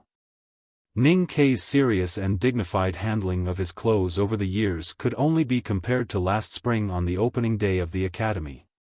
With Sang Sang's help, Ning Kei began to put on his clothes. He held the brand new densely woven fine flower belt with both hands and pulled it hard. Sang Sang picked up a lot of tokens from the bedside and stuffed them into his belt. It took her a long time to stuff them all into his belt. Ning Kei took the quaint and small wooden token from her hand. His fingertips slowly stroked the smooth lines on it. He wondered why His Majesty gave him this waist token of the Imperial Center Administration last night, and it seemed to have existed for many years. The waist token should have been tied to the belt instead of being stuffed into the clothes. But Ning Kei had too many waist tokens in his hands: the waist token of the secret guard, the waist token of the academy, the waist token of the second floor of the academy, the waist token of a visiting minister given by the Fish Dragon Gang last year, and the new waist token of the Imperial Center Administration. If he hung all of them on his waist, he could totally go dancing. Ning Kei touched the bulging bulge on his waist and twisted it in front of Sang Sang. He said, I've been in Chang'an for a year and earned a lot of money and tokens. But your young master's waist is not thick enough. If there are more tokens in the future, I'm afraid I won't be able to hang them. Sang Sang looked up at him and said with a smile, Young master, don't be so proud, okay? Ning Kei said proudly, I have to pretend to be quiet and gentle outside. Why can't I be proud at home? Outside the front door of the old brush pen shop, the horse carriage had been quietly waiting in the alley under the morning light. But today, old Duan did not wait in the carriage, but stood outside the shop with a very respectful look. The coachman old Duan did not know about the second floor of the academy, nor did he know about the flower blooming on the opposite shore heaven. But he was called over by the boss of the carriage and horse shop last night and was warned. His boss told him that he was lucky and that he must serve Ning Kei well in the future. Therefore, he took out the energy that he used to serve his wife at home and got up in the middle of the night. He changed into a set of clean clothes and brushed his teeth with a willow branch dipped in expensive powder for the first time. He also brushed the horse carriage clean and shiny and arrived at Lin 47th Street ahead of time to wait. Looking at the clean coachman and horse carriage, Ning Kei could not help but feel a little surprised. After asking a few questions, he guessed that the boss of the carriage and horse shop probably knew something. He could not help but smile and shake his head, thinking that it was hard not to be proud. The carriage gradually moved away from the eastern city and went out of the south gate of Chang'an via the Vermilion Bird Avenue. It went on the official road of the empire and headed towards the fairyland-like academy in the distance. Ning Kei looked at the green trees and wildflowers along the road outside the window with a calm expression. He had seen the spring scenery on this road so many times that it could no longer arouse his thoughts. After looking at it for a while, he put down the curtain. Sitting in the slightly shaking carriage, he slowly closed his eyes. The fatigue and tension of the past few days had long left his body. But this was the first time that he had a chance to calmly recall the experience of these days. The morning light passed through the curtain and then through the eyelids, turning into a very dim light, which was very similar to the light intensity of the wilderness that was about to usher in the night. His thoughts instantly drifted back to those strange dreams and the strange illusions he saw during the process of climbing the mountain. After a long time, Ning Kai opened his eyes and shook his head.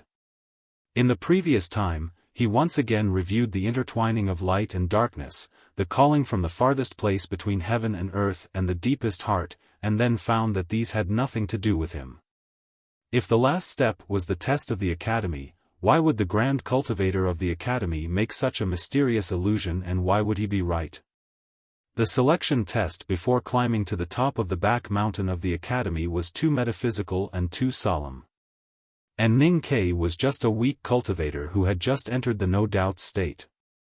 Asking him to answer this question was like asking a philosophy professor of Heidelberg University to catch a child who had just entered elementary school. Who are you, where do you come from, and where do you want to go? The boy would not have held his head in his hands and pondered for half a century until he had turned into a statue and could not answer, but he would have answered in a loud voice, "My name is Soanvich, I come from Frankfurt, and I am going fishing in the Neckar."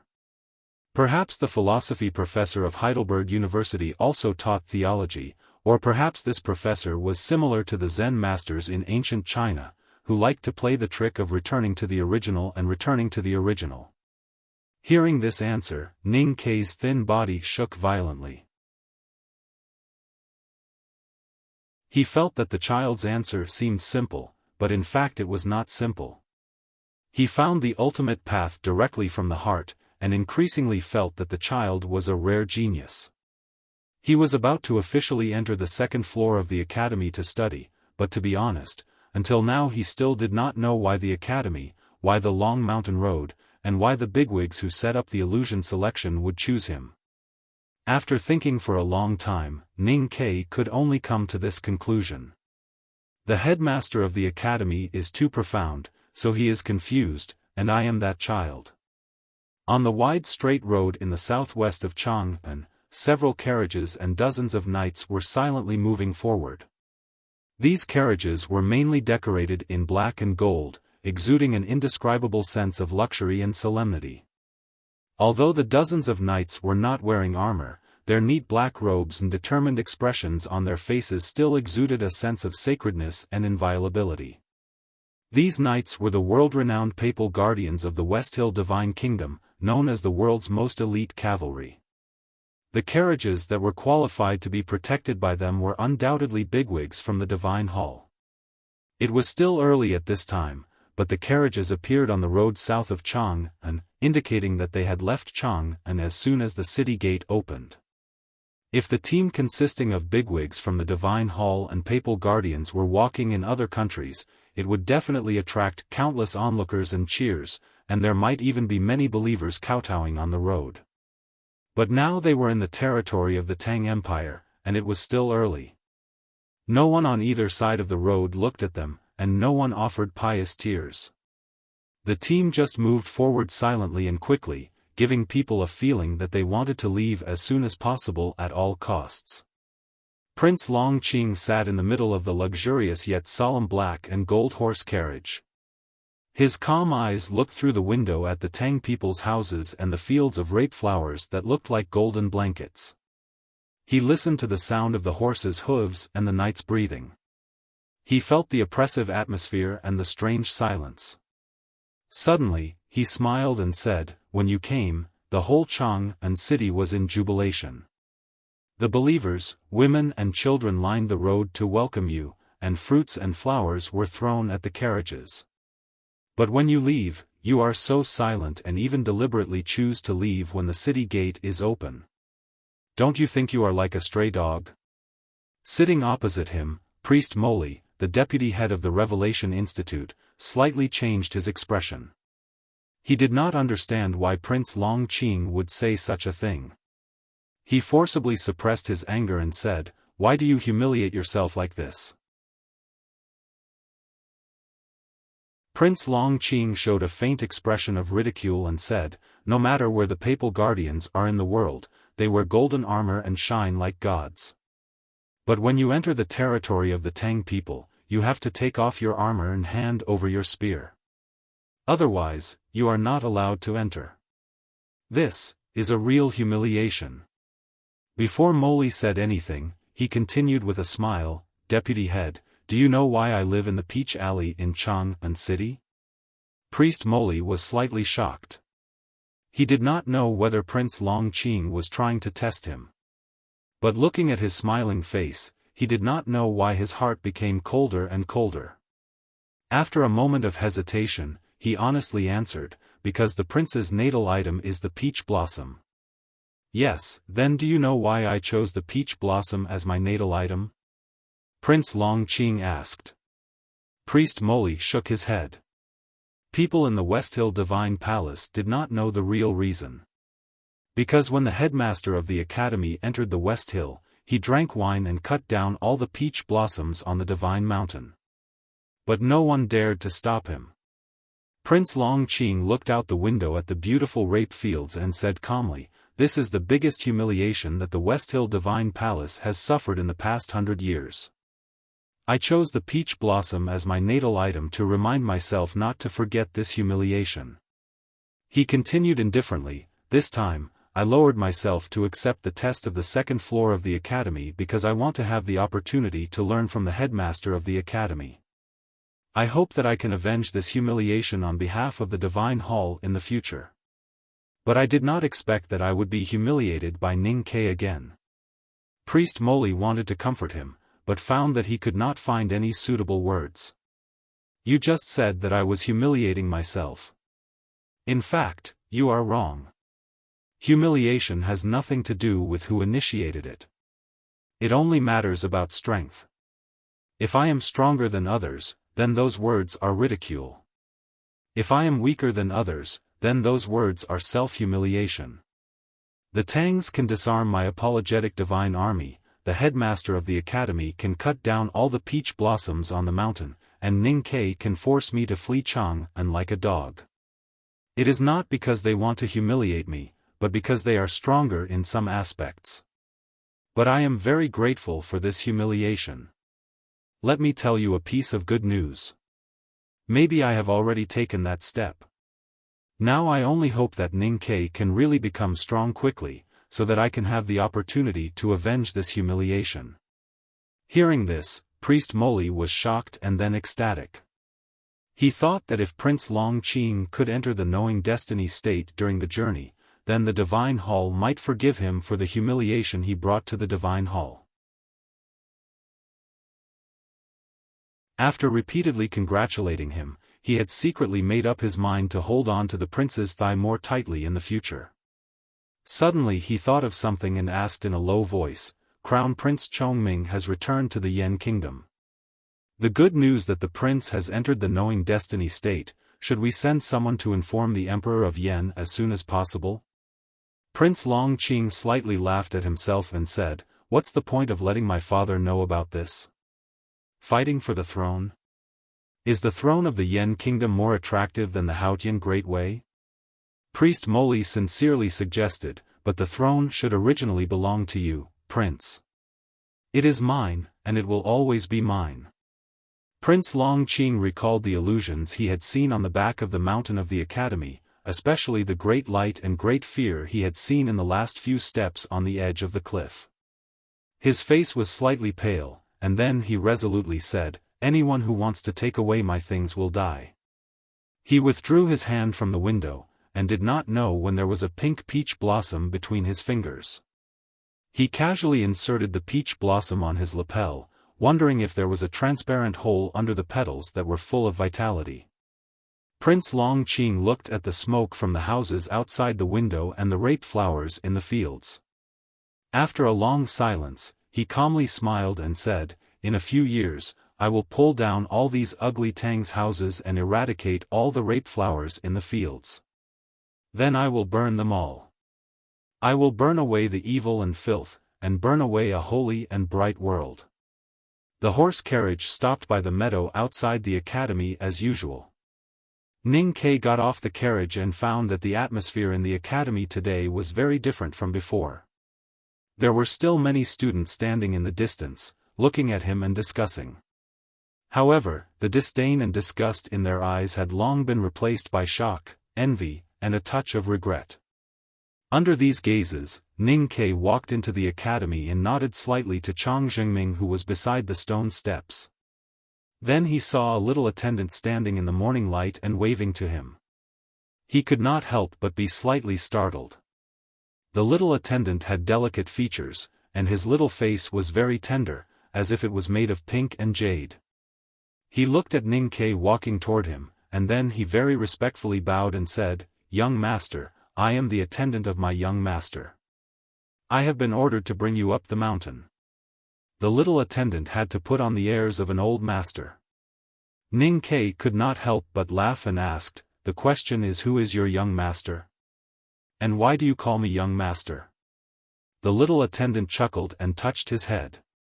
He explained, "My young master is the second son, and the way I address him is the rule set by my young master."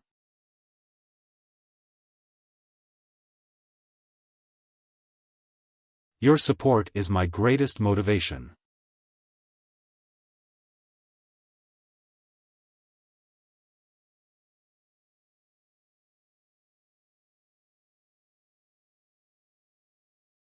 Ning Ke hurriedly bowed respectfully, but he thought bitterly in his heart that he did not know anything about music. As for whether it was vulgar or not, being able to perceive the chi of heaven and earth should of course be used to improve one's state and then learn fighting skills. These two senior brothers actually put all their cultivation and lives into music. It was elegant, but it was a waste of God's gift. "Senior brothers, I don't know anything about the way of music," he hurriedly replied.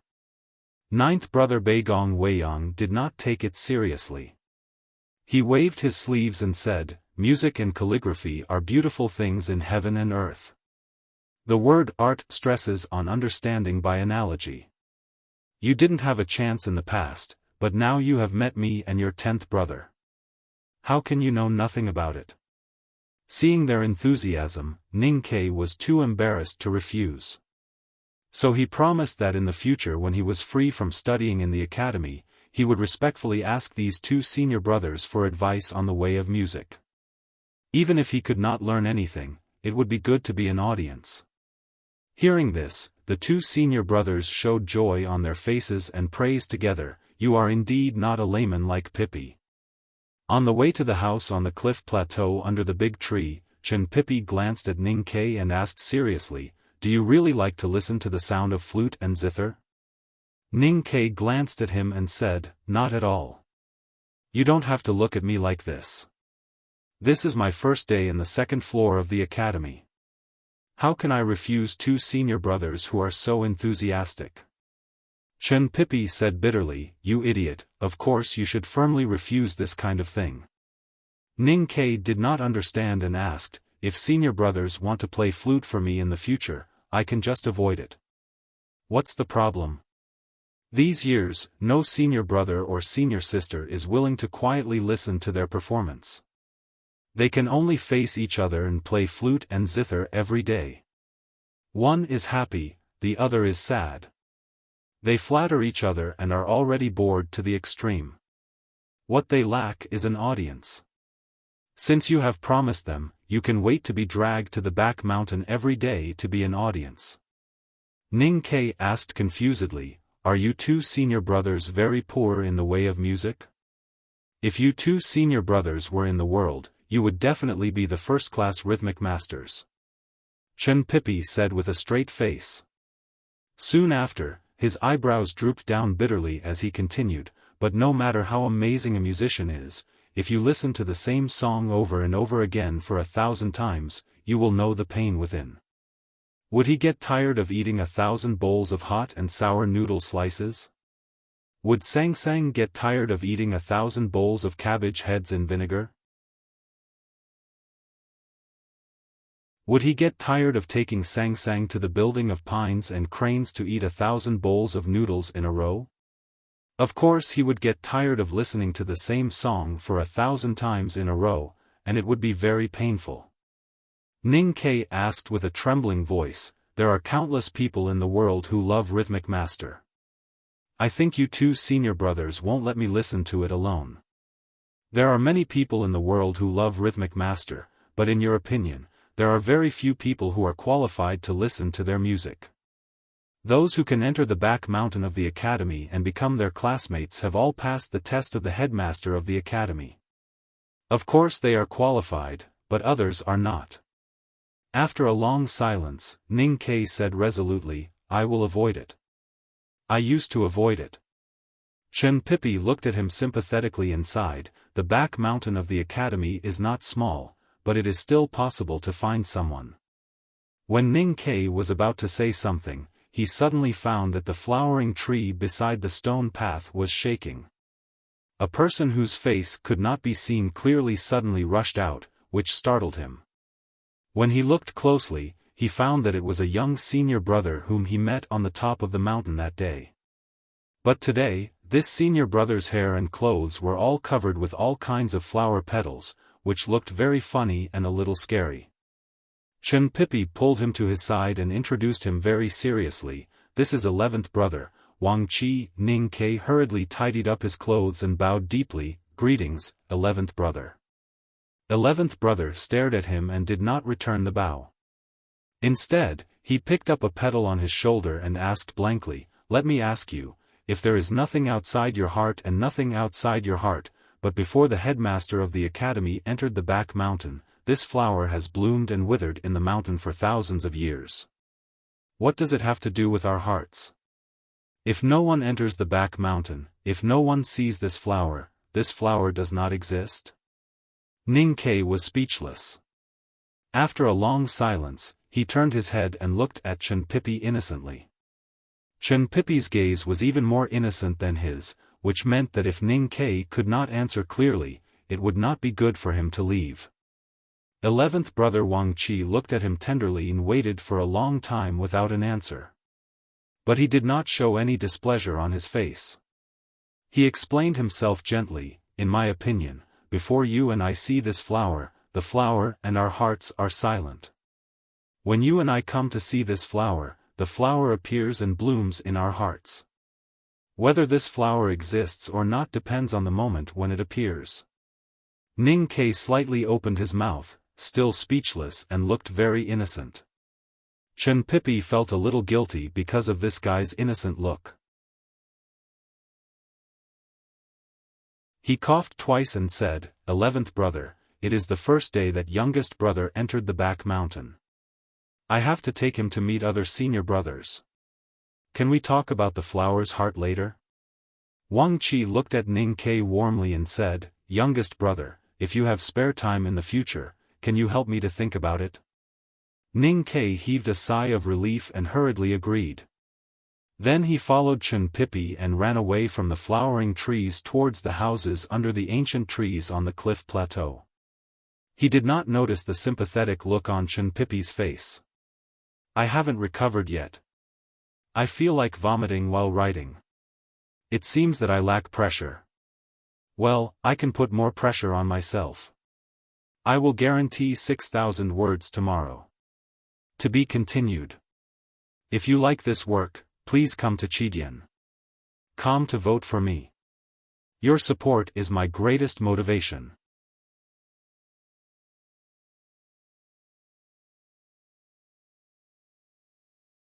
Chapter 168.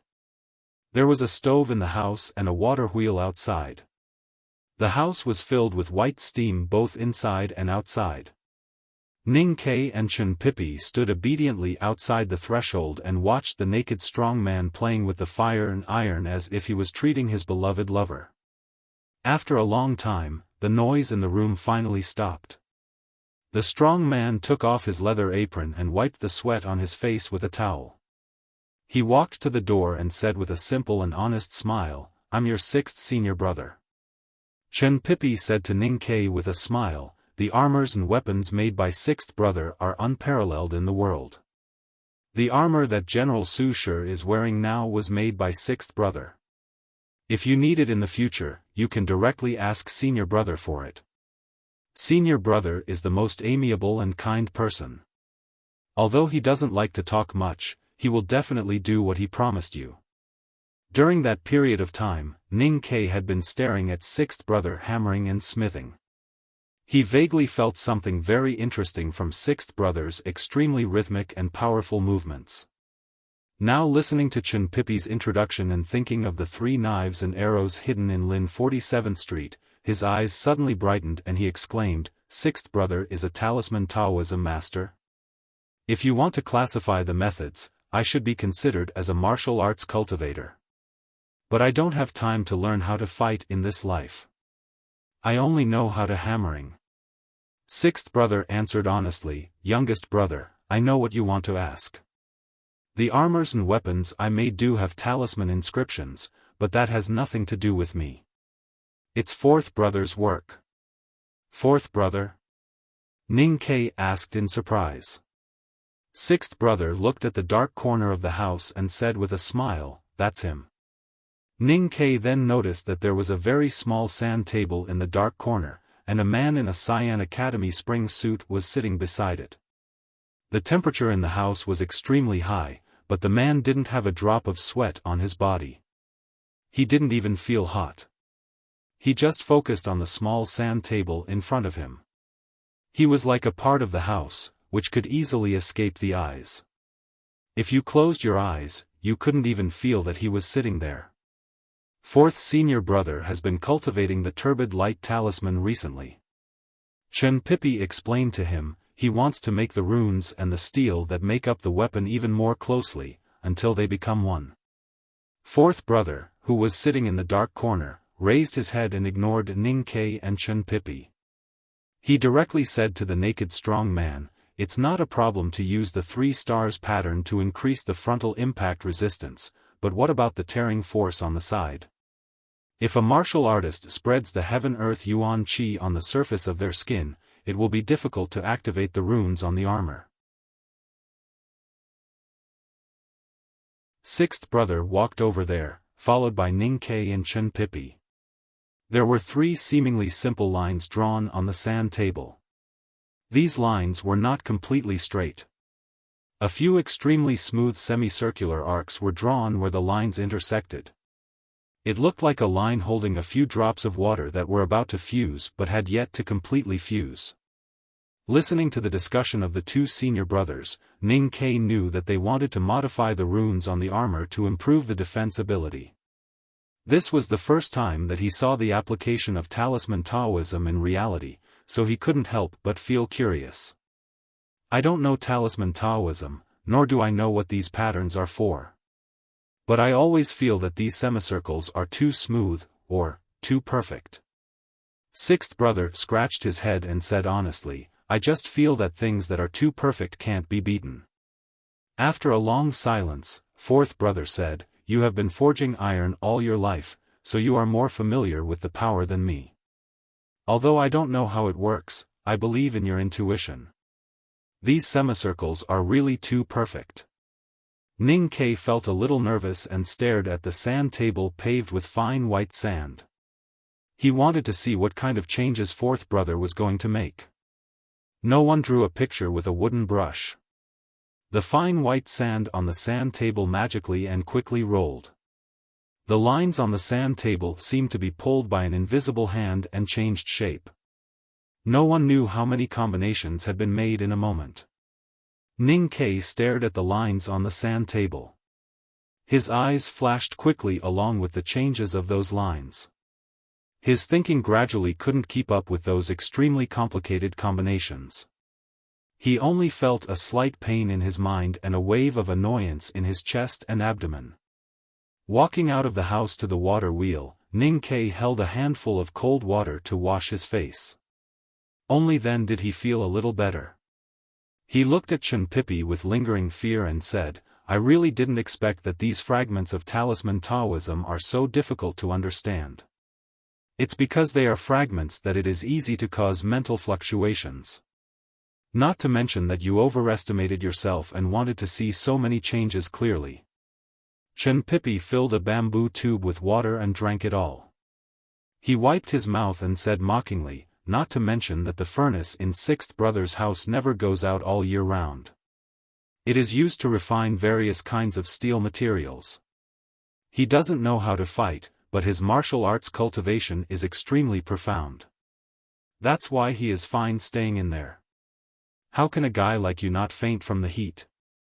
Ning Ke was mocked by him, but he didn't feel offended. He thought of these senior brothers and sisters that he saw in the back of the mountain of the academy today. These seemingly crazy but obviously very magical scenes made him very excited.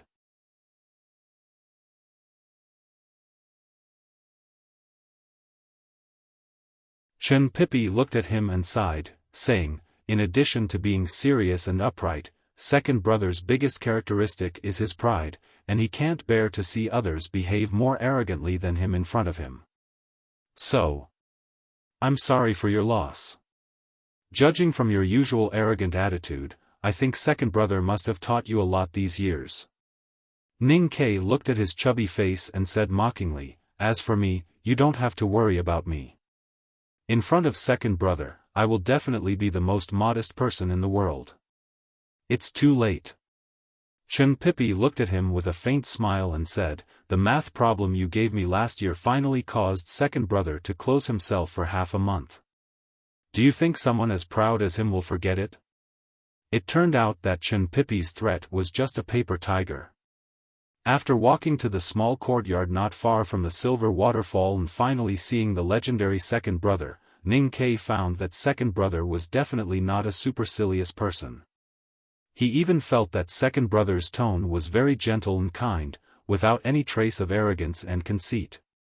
Standing on the stone steps, second brother looked at them calmly and asked indifferently, Ning Ke, youngest brother. Sorry, I shouldn't call him youngest brother now. 12th took you to walk around the back mountain. How do you feel? Senior brothers and senior sisters are concentrating on cultivation, which is really my. Ning Ke replied respectfully. However, before he finished his words, second brother raised his hand to stop him and said coldly, those guys only know how to play with birds, feed fish, play the zither, and play chess every day. How can they be concentrating on cultivation? Fourth brother obviously has great potential in talisman Taoism, but I don't know what's wrong with his brain. He was actually tricked by sixth brother to be a worker in the blacksmith's shop. Teacher is too kind to care about them. Otherwise, would have taught them a good lesson. It's really unwise for you to say that they are your role models. Ning Ke didn't know how to answer this. Second brother suddenly asked in a low voice, what are you looking at? When he saw the waterfall just now, Ning Ke had set the tone for this conversation and made a lot of psychological preparations. He decided to pretend to be a shy quail in front of second brother and never raise his head to look directly into his eyes rudely during the conversation. However, the ancient crown on second brother's head, which looked like a laundry stick, was really too eye-catching. As for the ancient crown on second brother's head, it was hard for anyone to move their eyes away once they saw it. Ning Ke always felt like he was talking to a wooden club. It was such a weird feeling that even he found it hard to keep a calm expression on his face. Compared with the high ancient crown that looked like a wooden stick, second brother's appearance was much more normal, but also had its own characteristics. Second senior brother had straight eyebrows, a straight nose, and thin lips. He was not handsome, but there was nothing wrong with him. His black hair was neatly combed and hung behind him without a single strand out of place. It did not lean to the left or to the right. As for his two eyebrows, they were exactly the same, even giving people the feeling that the number of eyebrows on both sides was exactly the same. His calm and spirited eyes were the same, and there was no fault to be found. His entire person gave people a helpless feeling that they couldn't praise or find fault with. This feeling of helplessness was probably shared by everyone who saw second brother. It was because of this feeling that Ning Ke's mind drifted slightly. When he suddenly heard this question, he couldn't help but be shocked and said with a smile, "Senior brother, I'm looking at your crown." Second brother looked at him quietly and asked, "Why do you want to see?" Ning Kei's expression was very natural, and he answered naturally, "Because it looks good." Second brother was slightly startled. Chen Pipi, who had been playing the role of a quail, became stiff and silently cursed in his heart. He thought that after knowing this guy for a year, he still didn't fully understand how shameless and despicable he was. No matter how natural flattery was, sometimes it would make the recipient feel a little embarrassed, and embarrassed easily. What's more, the person he was facing today was second brother of the academy. At this important moment, Ning Kei would never give him any chance to reflect and wake up. He randomly chose something in his mind and asked confusedly, "Second brother, when I was on the way back from the grassland to the capital with Princess Li Yu last year, I once met a great sword master in see-through state at the entrance of the northern mountain road of Min Mountain.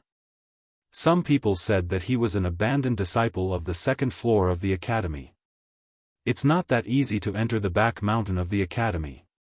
Since you've come in, how can you easily go out?" Second brother said, "The rich have distant relatives deep in the mountain. There are many stupid people in the world who always want to have some relationship with the academy to protect their identity. Every year, there are many abandoned disciples of the second floor. Should the academy announce to the world that there is no such person every time they appear?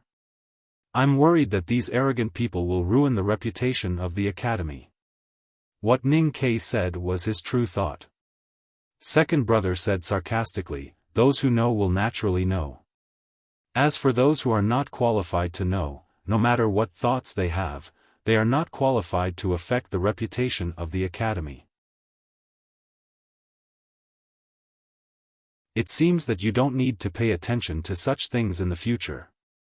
Hearing this, Ning Kei sighed in his heart and thought that he finally felt second brother's pride. It was indeed a very fierce pride. Second brother noticed the meaning in his eyes and thought that this new youngest brother was shocked by what he had seen and heard today and was a little confused. He calmly comforted him, "The back mountain of the academy, or the second floor, is actually not as mysterious as people say. This is the place where the headmaster teaches students. It's as simple as that. Do you feel helpless?" "Yes." "Don't you think that second senior brother is really boring? He does everything by the book, right?" "Yes." "Do you feel that his hat looks like a wooden stick? After looking at it for a long time, sometimes you suddenly feel that the hat looks like a folded paper toy. No matter what it looks like, do you have the urge to break it or squash it?" After leaving the small courtyard, they could no longer hear the sound of the waterfall falling from the cliff into the pool. After confirming that second brother would not eavesdrop on their conversation, the two youngest guys in the back mountain of the academy began to talk. Chen Pipi rubbed his cheeks, which were a little numb because of his previous serious expression. He looked at Ning Kei and asked, "Say it." After a moment of silence, Ning Kei honestly replied, "I do have this kind of feeling." Chen Pipi looked at him seriously and said, "Not only you, but all of us do. Sixth brother has even tried several times." Ning Kei slightly opened his mouth and looked at the fat lad's face. He hesitated and said, "I don't know how to continue." Chen Pipi shook his head and said, "I'm not stupid enough to trick you to smash second brother's hat.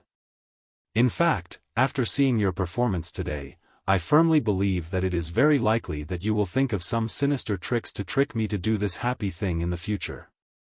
Ning Kei smiled and suddenly said, "I think it's good for second brother to be proud. At least this is more like a person. I won't take your words as evidence to blackmail you." Chen Pipi's expression and words were obviously different. He patted Ning Kei's shoulder sympathetically and said, "In fact, we all feel the same about this, especially after second brother raised a goose 2 years ago." Ning Kei asked in surprise, "A goose?" Chen Pipi said with a smile, "We always thought that the reason why second brother raised the goose was that the goose was very proud. He felt that he had finally found his own kind. In this case, of course, he should raise it well. Ning Kai was startled and shook his head repeatedly with a smile. He said, "Too mean, too vicious." Chen Pipi said with a smile, "Don't doubt it. You will know why we said that when you see the goose later." As they spoke, they came to a gentle slope where wildflowers were in full bloom on the green meadow. The two of them chose a clean spot among the flowers and sat down. Below the slope was a gently flowing stream, which seemed to be coming from the waterfall on the cliff. It seemed that after flowing out of the cliff, it would form a new waterfall, but they didn't know where it would fall. The spring wind and the warm sun mixed together and gently blew on the faces of the two young people. They lay among the wildflowers on the meadow with their hands behind their heads and opened their eyes to look at the beautiful scenery, looking extremely comfortable. Ning Kai looked at the stream at the bottom of the slope and said, "In the academy. I mean in the academy below, I would occasionally look up at the mountains, but I have never seen a waterfall. I have never thought that the depths of the mountains in the fog could be so beautiful." Chen Pipi squinted and looked at the black spots in the sky. He said with a smile, "This mountain is very big, and there are many places that I haven't been to. I heard from fourth brother that the side of the mountain facing Chang'an city is a precipice.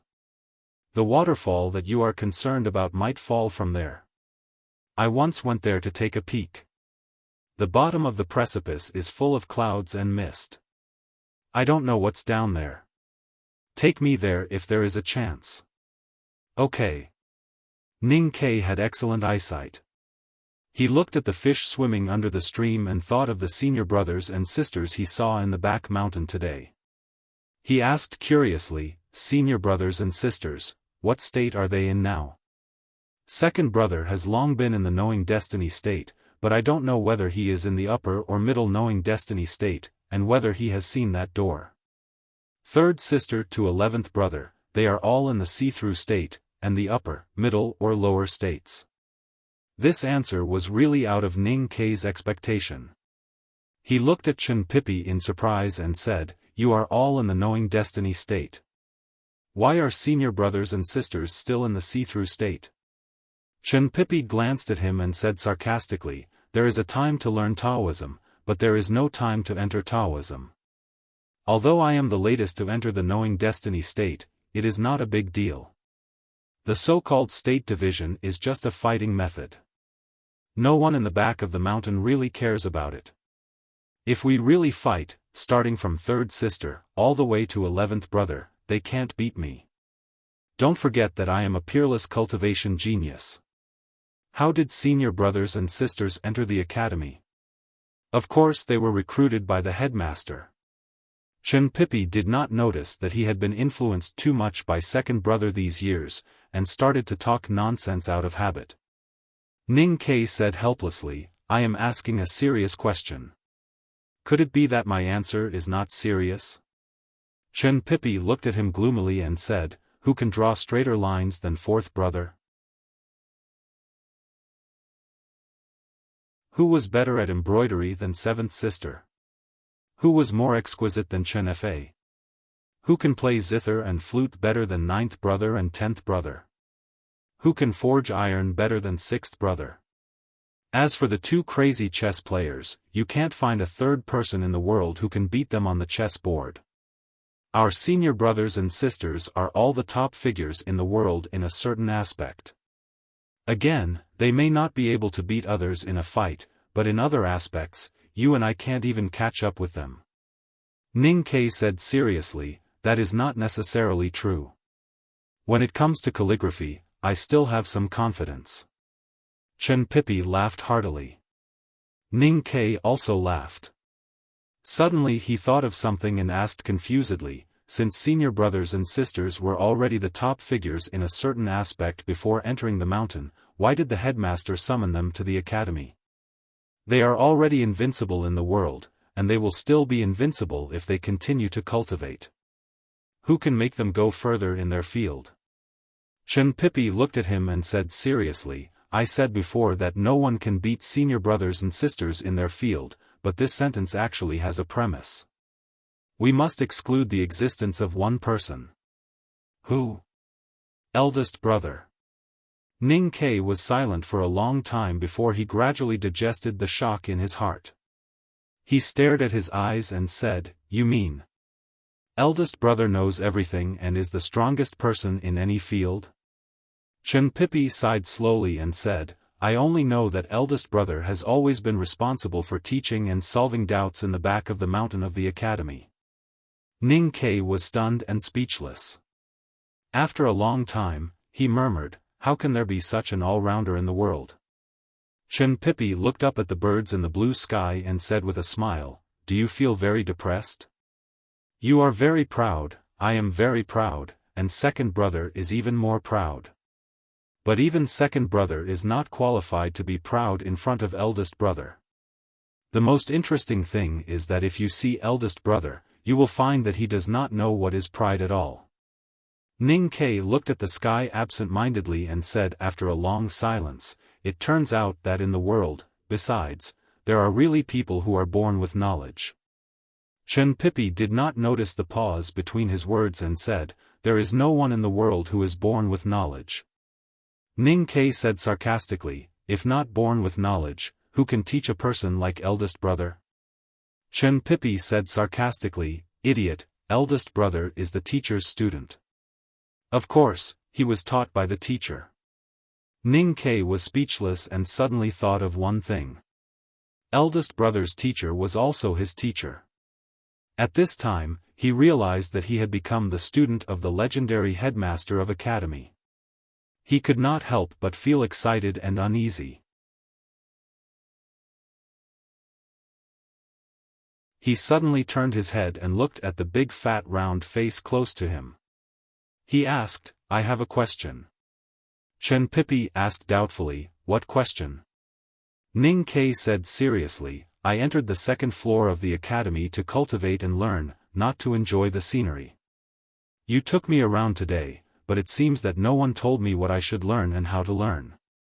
First of all, you are now in the no-doubt state. The chi of heaven and earth that you can control is pitifully little, so there are many things that you can't learn at all. Secondly, the learning in the back of the mountain is basically self-cultivation. According to the direction set by the teacher, we learn by ourselves. If there is something that we don't understand, we can ask eldest brother.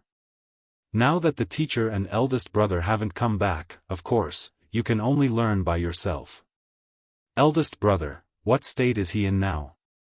No one knows except the headmaster of academy. I even suspect that eldest brother doesn't know himself. There you go again. You go again. I'm telling the truth. Because we always feel that eldest brother seems to have never cared about such things as states. I suddenly thought of a question. If eldest senior brother really knows everything and is the top figure in all fields, then why don't fifth senior brother and eighth senior brother pester him to play chess? As far as I know, games like playing chess or football are the most likely to cause violence. No one cares whether the other party is eldest brother or not. Chen Pipi suddenly laughed. He thought of something and couldn't help shaking his head. He sighed and said, "That's because eldest brother has two most wonderful characteristics. It is because of these two characteristics that no one will pester him to play chess or do other things." "What characteristics?" Ning Ke asked curiously. "Eldest brother does things very seriously, very seriously. So he moves very slowly, very slowly." "How slowly?" "You can't imagine it. Even if I have to wait for the headmaster of academy to return, I have to do something in the back mountain. You will have a lot of things to do in the future." Ning Ke suddenly felt that something was wrong. He hesitated and asked, "For example?" Chen Pipi looked at him sympathetically and said, "For example." At this moment, Ning Ke finally remembered that when he visited his senior brothers and sisters in the academy today, Chen Pipi occasionally showed a look of pity. He vaguely guessed something and asked in a low voice, "Now that I have become the youngest brother, do you feel that your life has ushered in a new and joyful stage?" Chen Pipi looked at him with a smile and said, "Yes. In the future, I will no longer be forced to listen to those elegant songs every day. I will no longer be forced by fourth brother to draw lines on the sand table every day. I will no longer be forced by sixth brother to step on the water cart every day.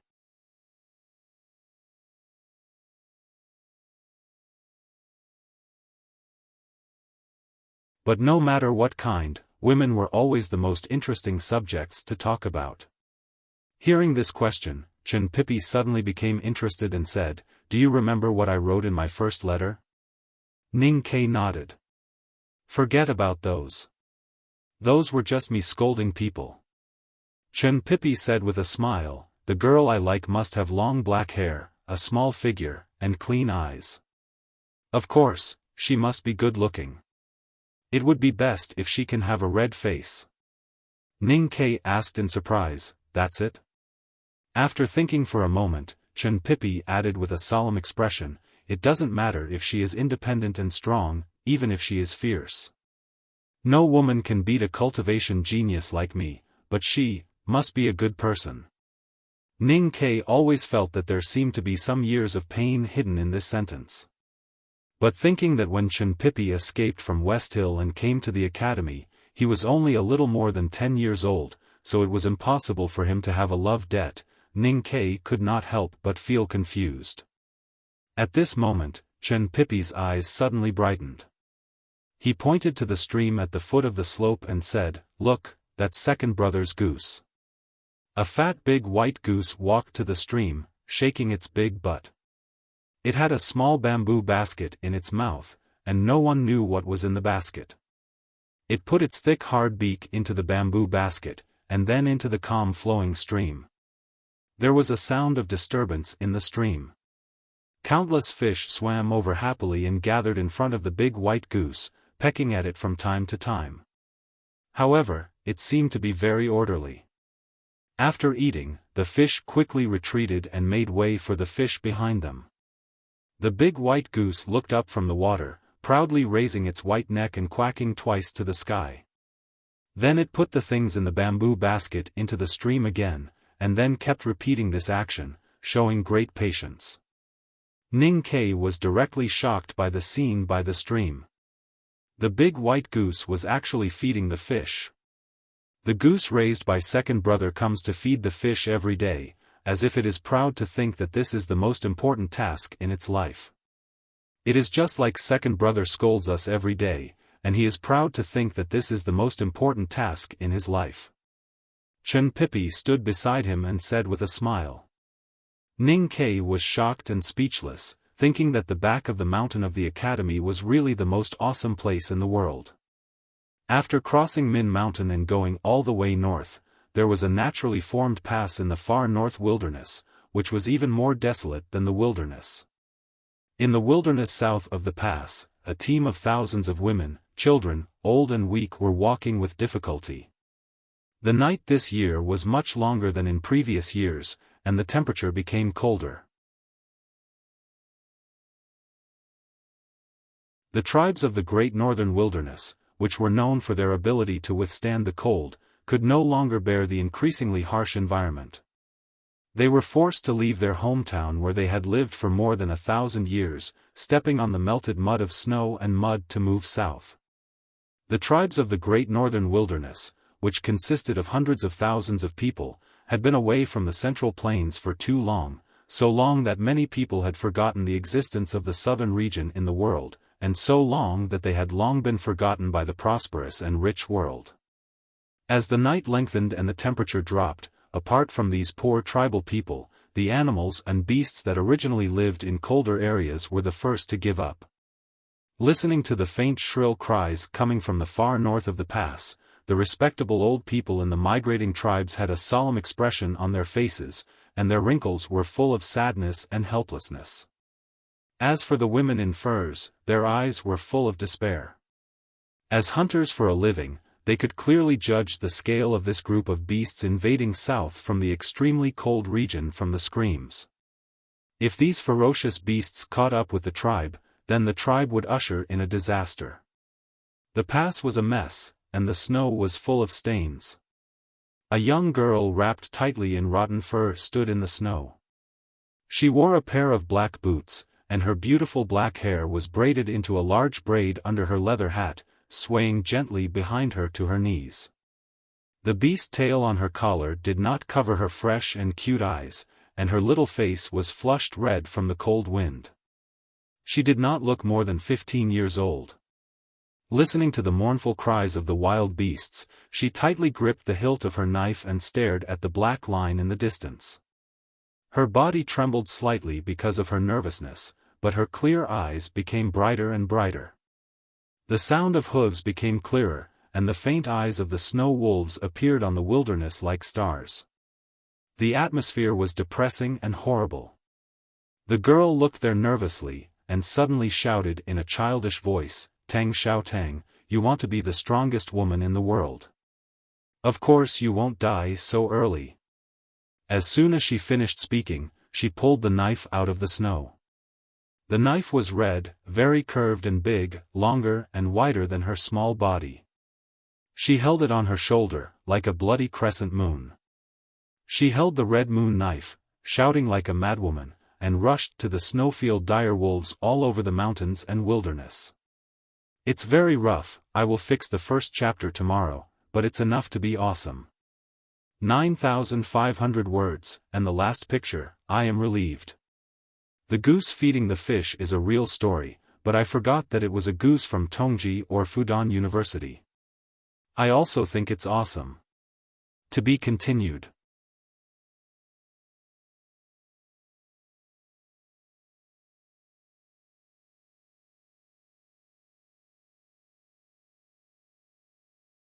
Chapter 169. All the way to the south, fighting with wild beasts everywhere, fighting against hunger and cold, the fur of the snowfield dire wolves was stuck together by blood and dirty water, stained with dirt, and the original snow-white color could no longer be seen. Because of the long-term starvation, their bodies were extremely thin, and the bones above their forelegs were protruding. From time to time, stinky saliva dripped from their bloody mouths, which were exhaling hot mist. However, no matter how weak they were, the snowfield dire wolves were still the kings of this extremely cold world.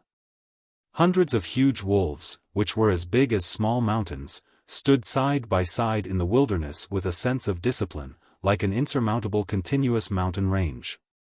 The snowfield dire wolves silently rushed to the front of the mountain pass, and coldly stared at the little girl who was rushing towards them, as if they were watching a piece of moving fresh meat. Several young male wolves behind them were a little restless, but they did not dare to make any rash moves. Their breathing became more and more intense, and the light in their eyes became more and more ferocious and greedy. A low roar came from the wolf pack, and a strong snowfield dire wolf rushed out of the wolf pack alone. It lowered its head and opened its mouth, panting like a mountain, and rushed towards the girl at the mountain pass.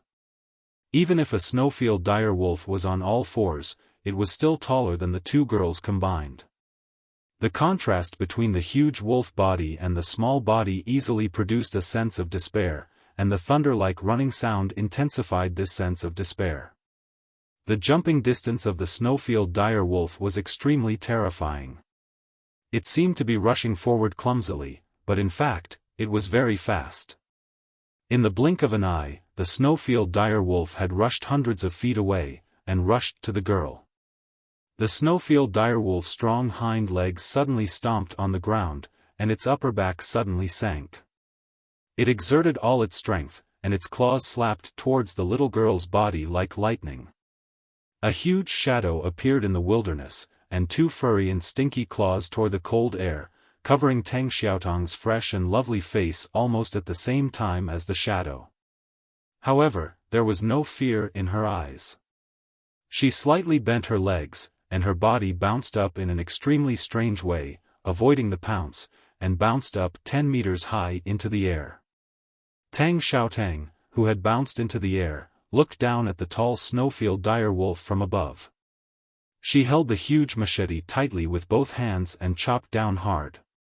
A red moon tore through the cold air and accurately chopped the middle of the wolf's head, making a crisp sound. The eyeballs of this strong snowfield dire wolf seemed to be bigger than a human head.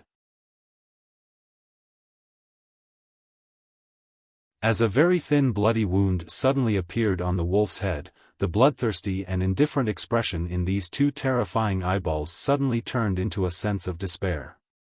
With a soft sound, Tang Xiaotang's black leather boots stepped heavily on the ground of the wilderness, cracking a few pieces of thin ice that had just been frozen. She dragged the ridiculously heavy machete and quickly walked out of the shadow under her feet. The huge body of the snowfield dire wolf collapsed like a mountain, and of course, it did not hit Tang Xiaotang.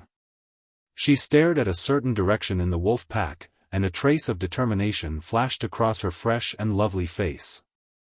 Dragging the huge machete, she suddenly accelerated in the splashing dust of the wolf's body, and once again sprinted towards the mountain-like giant wolf pack in front of her. An extremely overbearing roar came from the back of the snowfield dire wolf pack. One could vaguely feel the irritation and anger after its dignity was challenged in the roar. With this low roar, the whole wolf pack began to roar, and the frozen wilderness ground trembled slightly. Hundreds of prairie snowfield dire wolves quickly spread out and began to besiege the girl. The huge and heavy red machete was dragged on the black wilderness ground, making a harsh friction sound, and from time to time, a few faint sparks could be seen. Tang Xiaotang did not seem to care that the ridiculously huge machete in her hand would be worn by the hard ground. She just gritted her teeth and lowered her head, continuing to rush forward. Only when the giant wolves rushed to her did she raise the huge machete with difficulty to chop it down. The heavy and huge machete was lifted with difficulty, and slowly chopped down, like a red crescent moon moving randomly in the night sky. However, those snowfield dire wolves, which were like wind and thunder, could not avoid such a slow machete. Under the red crescent moon, they howled and fell to the ground, and their huge legs flew everywhere with blood gushing out. In an instant, 3 snowfield dire wolves fell under the girl's red machete. 2 snowfield dire wolves howled and jumped down from the sky, and the strong wind with a foul smell hit Tang Xiaotang's beast tail around her neck, making a sound. She bent her legs and bounced into the air again. However, the snowfield dire wolves were very intelligent, and they had already guessed her next move when they besieged her. A strong wind came from the side, and a snowfield dire wolf made a successful sneak attack and directly knocked her into the air. In front of Tang Xiaotang, there were already 3 snowfield dire wolves roaring and leaping up. Their sharp claws had already stretched out from the festering fur, and were ready to tear her petite body apart like a knife. A childish and angry voice sounded in the wilderness.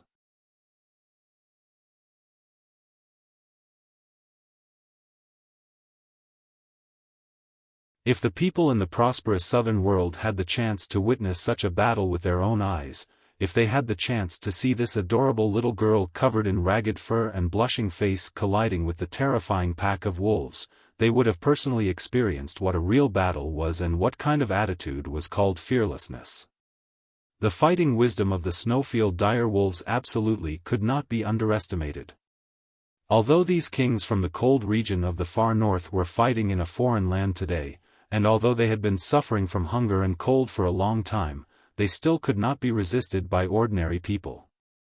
Tang Xiaotang's injuries became more and more serious, and her footsteps became heavier and heavier. The red giant machete in her small hand seemed to become heavier and heavier. Although the wolves still could not force her into a desperate situation, she still could not rush into the depths of the wolf pack. Deep in the wolf pack that had been silent for a long time sounded again, and this time the sound was particularly serious, no longer angry, but with a hint of appreciation. However, when Tang Xiaotang heard the sound, her bright eyes flashed with a bad look. She guessed what the wolves wanted to do, so she waved the red giant machete in her hand and was ready to retreat to the mountain pass. Unexpectedly, she was blocked by several young and strong giant wolves.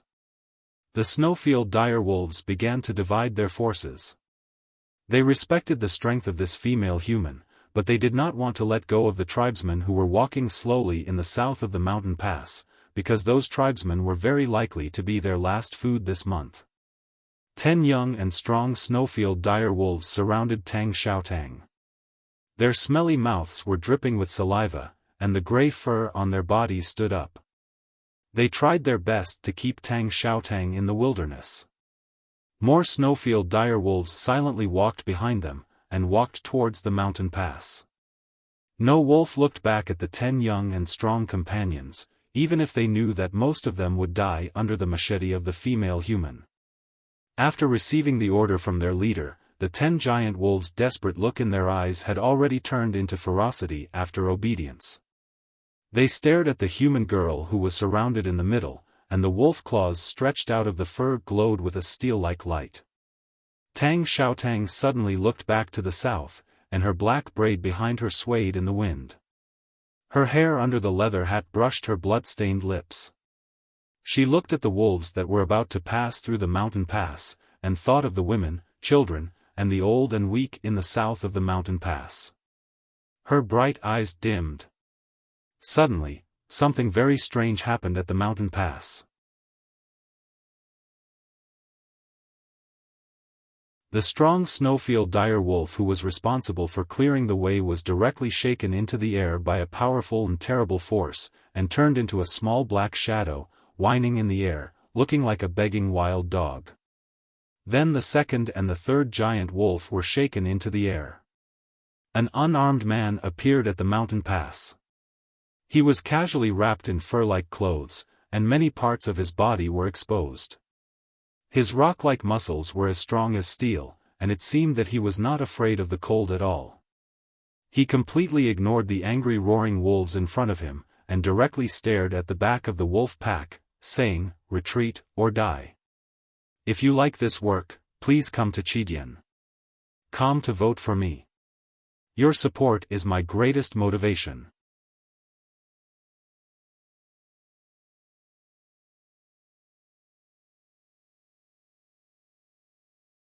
Chapter 170. The words of the man in leather robe were cold, calm and powerful. But the snowfield dire wolves didn't stop, they roared and rushed to the mountain pass again. Maybe they didn't understand, or hunger was always more terrible than fear. The collective charge of dozens of dire wolves made the frozen ground of the wilderness tremble, and the thin ice covering the mud was shattered. The momentum was extremely amazing. A leg that was harder than steel kicked out, directly shattering the claws of the giant wolf in front. Then, the second kick landed on the shoulder blade of the giant wolf. A huge force burst out from the contact between the sole of the foot and the fur, tearing up a clump of long and dirty wolf fur. The giant wolf howled miserably and rolled out, rolling a deep mark on the wilderness. It did not stop rolling until it knocked away the 2 giant wolves that were pouncing on it from behind. However, it no longer had the strength to stand up. The man in leather robe slowly took back his leg in the air, and looked at the dire wolves that were getting closer and closer. Suddenly several bloody flames burst out from his bare legs. A gust of wind rose without any warning, and he didn't bend his knees or bend his legs. His body suddenly bounced up in the air, like a stone that was shaken by the power of the earth, until it was more than 30 meters high in the sky, and then fell down at a high speed, smashing a dire wolf on the hard ground. With a loud bang, the ice gravel and the black mud splashed very high, as if there was an explosion. The man in leather robe didn't stop, and then bounced up again. But this time, he didn't face the cold sky, but the dire wolves that were attacking at high speed. He rushed into the dire wolves like a lightning, and when he had time to punch, he just punched, and when he had time to punch, he just used his body to collide with the dire wolves. He didn't even dodge the sharp claws of the dire wolves, and he didn't even bother to look at them. It seemed that he was very confident in his body strength. After all, the dire wolves were several orders of magnitude heavier than him, so the man in leather robe collided with them like a stone. Although he successfully broke the formation of the dire wolves and slowed down their speed, his body would be knocked to the ground every time he collided with them. His leather robe would be torn by the dire wolves' claws, and his animal skin would burst like flowers. After falling to the ground, the man in leather robe stood up indifferently, and once again collided with the dire wolves. Although his animal skin had been torn into many pieces and hung around his waist, there was no emotion on his face. The enormous impact force and the sharp and terrifying wolf claws drew out streaks of white marks on his steel-like skin, but they were unable to penetrate deep into his internal organs. The few bloody wounds were not even worth mentioning, unable to cause any fatal damage to him at all. Although there was a big difference in size, the strength and physical strength of the dire wolves were reversed. The fierce and powerful dire wolves of the cold region had no way to deal with such an indestructible Iron Man. The battle had just started, and didn't last for a long. The dire wolves didn't last long. In front of the entrance, there was a large empty circle. A low roar sounded, and an order was issued. The dire wolves panted heavily, formed a semicircle along the entrance, and temporarily stopped charging. They stared at the naked male human at the entrance, and their huge eyes, which were usually cruel and indifferent, finally showed the emotion of fear. Nobody knew when, but the 10 strong dire wolves that besieged Tang Xiaotang also stopped attacking, and black blood dripped from their long white hair, which looked very miserable. They stared at the red giant knife in the little girl's hand, and growled from time to time with stinky saliva dripping from their mouths. But no one dared to disobey the order of their leader, and they reluctantly made way for her with their sharp teeth. Tang Xiaotang dragged the heavy red giant knife, and panted to the direction of the mountain pass. On the way, she untied the tail on her neck, wiped the blood from her mouth and nose, and then casually inserted it into her belt. Walking to the side of the man in leather robe at the mountain pass, Tang Xiaotang turned around and stood side by side with him. They stood side by side, facing the hundreds of dire wolves that were almost driven crazy by cold and hunger. There was a slight commotion at the back of the dire wolves, and then they separated to make a way. Faintly, a bigger dire wolf slowly walked out. The fur of this dire wolf was smooth, soft and snow-white, and with its huge body, it looked as beautiful and proud as a snow mountain. But what was strange was that this huge dire wolf was extremely gentle, and its eyes were full of tranquility and obedience. When it walked, it was especially gentle, as if it was extremely afraid of stepping on something by mistake. Tang Xiaotang said with surprise, "Wow, the leader of this dire wolf is so beautiful?" The man in leather robe said, "This is a female wolf. She is not the leader, but the wife of the leader." Hearing this, Tang Xiaotang was stunned. When she looked carefully, she saw an extremely shocking scene, and her body became slightly stiff. In front of that beautiful and huge dire wolf, there was a small body moving slowly. All the snowfield dire wolves that saw the small figure lowered their heads, which were usually arrogant and cruel, and put their feet on the ground to show their absolute respect and obedience. Some of the snowfield dire wolves even whimpered in fear. That small body was also a dire wolf. This wolf was actually very strong. It was half the height of a human, and it didn't walk slowly. However, it looked very small and slow in the midst of the snowfield dire wolves that were as big as hills. This was a very ordinary dire wolf. But it had a beautiful white dire wolf as its wife, and it could command such a group of horrible dire wolves. So the more ordinary the dire wolf was, the more extraordinary it was. The leader of the dire wolves was actually an ordinary male dire wolf. Even the most knowledgeable hunters in the northern tribes had never seen such a ridiculous and creepy scene. But this was the real scene. The ordinary male wolf came to the middle of the wolf pack and slowly raised his head. Looking at the pair of human men at the mountain pass, an irritable but vigilant look appeared in his eyes, as if he could perceive some kind of strange wisdom from them. After a moment of silence, the leader of the dire wolves stretched out its left paw, and gently patted the hard ground of the wilderness twice, and then let out a sharp but not aggressive howl. The man in leather robe took a step forward, stared at the eyes of the leader of the dire wolves, and slowly shook his head. The ordinary male dire wolf stretched out its right paw, and its two paws were in front of it. Its whole body slowly arched, and the gray-brown hair on its waist suddenly stood up, as if it was a ring of steel needles. It took a deep breath, and the ring of hair on its waist quickly moved forward with the movement of its body, and turned into a lion's crown on its neck. Then a horrible howl burst out. Ow! Ow! The howl of the dire wolves reverberated in the silent wilderness, and immediately caused a strong wind. The few ice and snow mixed in the cold-resistant grass and mud were shaken by the thunder-like howl, and flew all over the sky, wrapped in a large amount of invisible sharp power, like a hurricane blowing towards the entrance.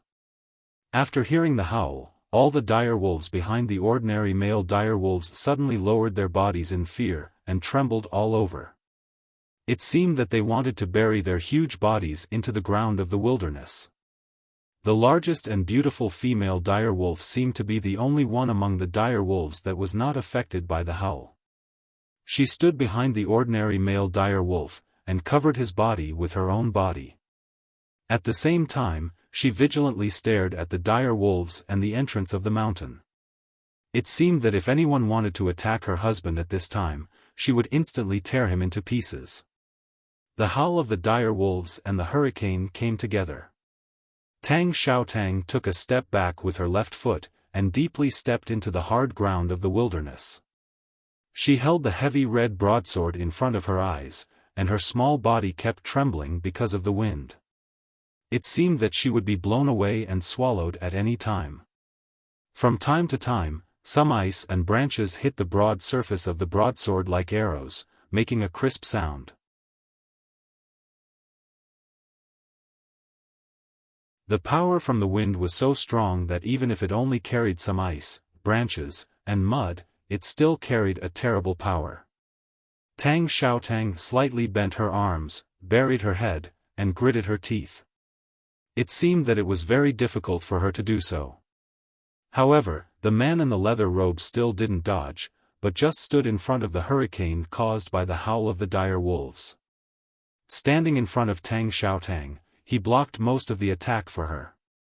Those strong mud, branches, and invisible tearing power hit his naked body, making a burst of metal friction sound, and even splashing countless white air turbulence.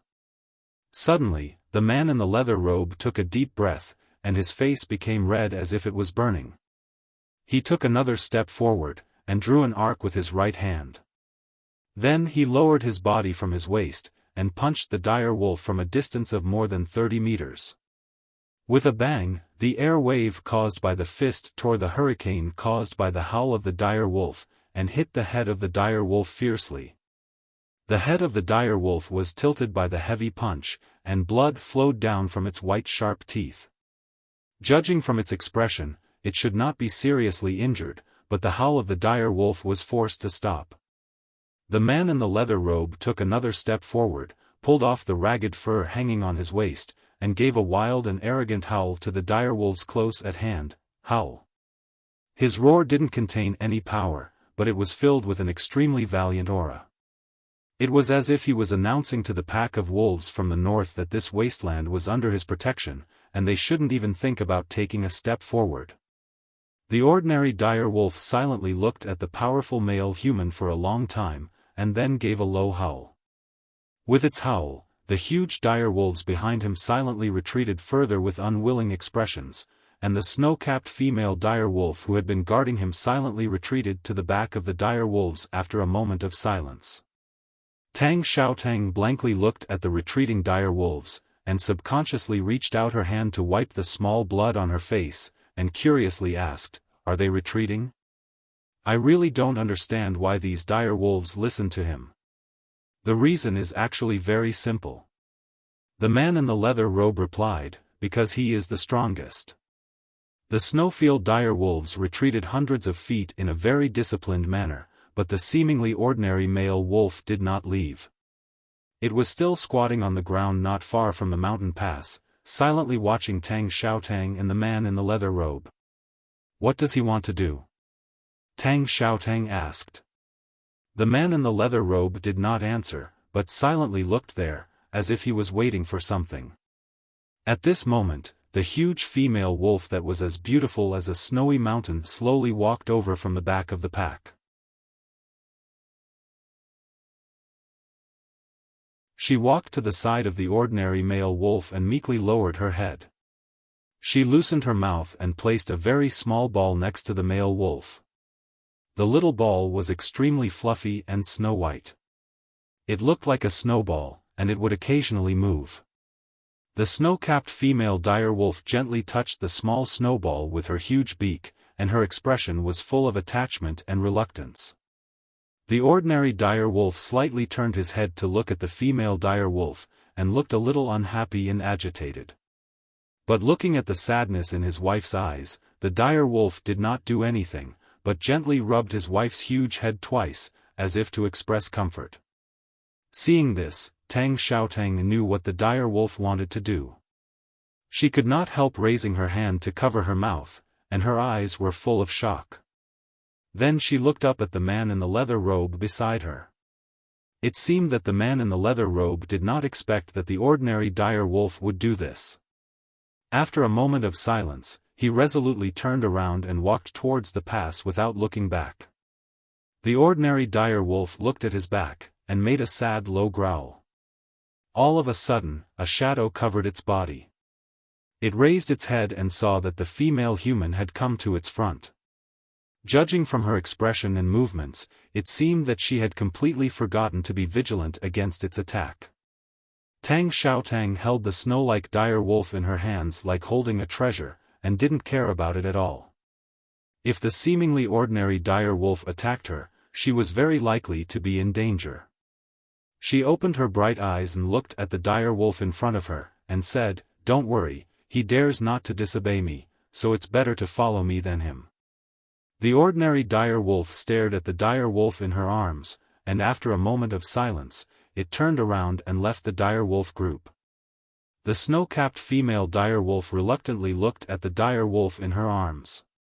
Tang Xiaotang looked up at it and said, "I promise to treat it well." A deep and majestic howl sounded, and hundreds of dire wolves walked towards the vast wilderness in the west. A thin dire wolf could be vaguely seen on the back of the tallest snow-white female dire wolf in the middle of the dire wolf group. Tang Xiaotang looked at the wolves that were moving further and further away, and then looked at the corpses of the giant wolves in front of the mountain pass. She suddenly asked, "Can they find a new coniferous forest before the night comes?" The man in the leather robe glanced at the sleeping white dire wolf cub in her arms, and said, "They are wolves, and we are human beings. Snow deer gnaw the bark of the coniferous forest, and they eat the flesh of snow deer. But we can gnaw the bark, eat the venison, and kill the dire wolves when necessary. Warmth is not needed to survive in the wilderness. I don't care about it, and you shouldn't care about it either."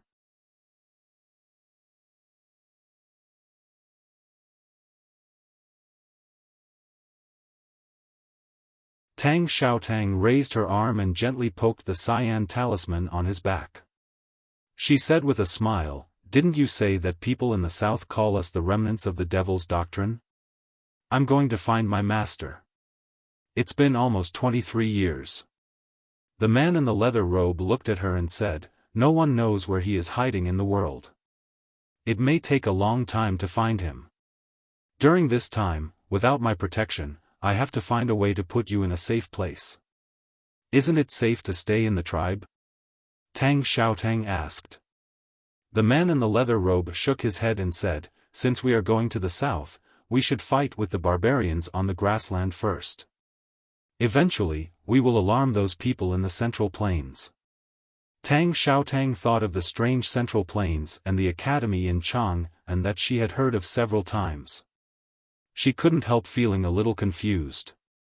Looking at her expression, the man in the leather robe said, "The world treats people harshly and ruthlessly, but we can still survive. This shows that only people are the most powerful existence in the world. You don't have to be afraid of anything." "I understand." Tang Xiaotang looked up at him and said, "Whether I can enter the academy or not, I will live well." The man in the leather robe said, "Before I find my master, I have to kill someone." "Who?" A general of the Tang Empire called Xiao. His surname is Xiao? No, his name is Xiao. I understand, just like you. Yes, my surname is not Tang. My name is Tang. Looking at the snow wolf cub in her arms, Tang Xiaotang suddenly thought of something. She raised her fresh and lovely face and opened her bright eyes. She asked, I have a question that I don't understand. The size difference between the male wolf and his wife is so big. How can they give birth to a child? The man in the leather robe looked a little stiff. After a while, he replied, I am your brother. You should ask your husband about this question. The wind and snow started again.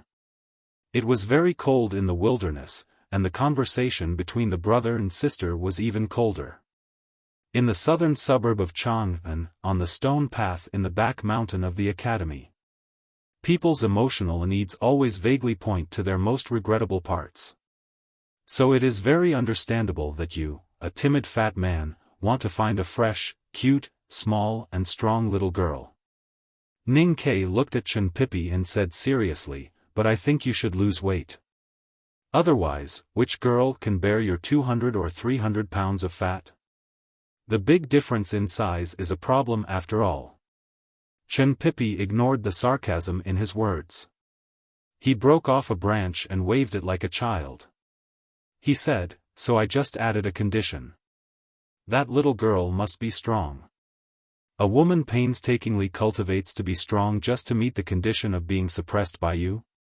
Ning Ke looked at him and shook his head helplessly.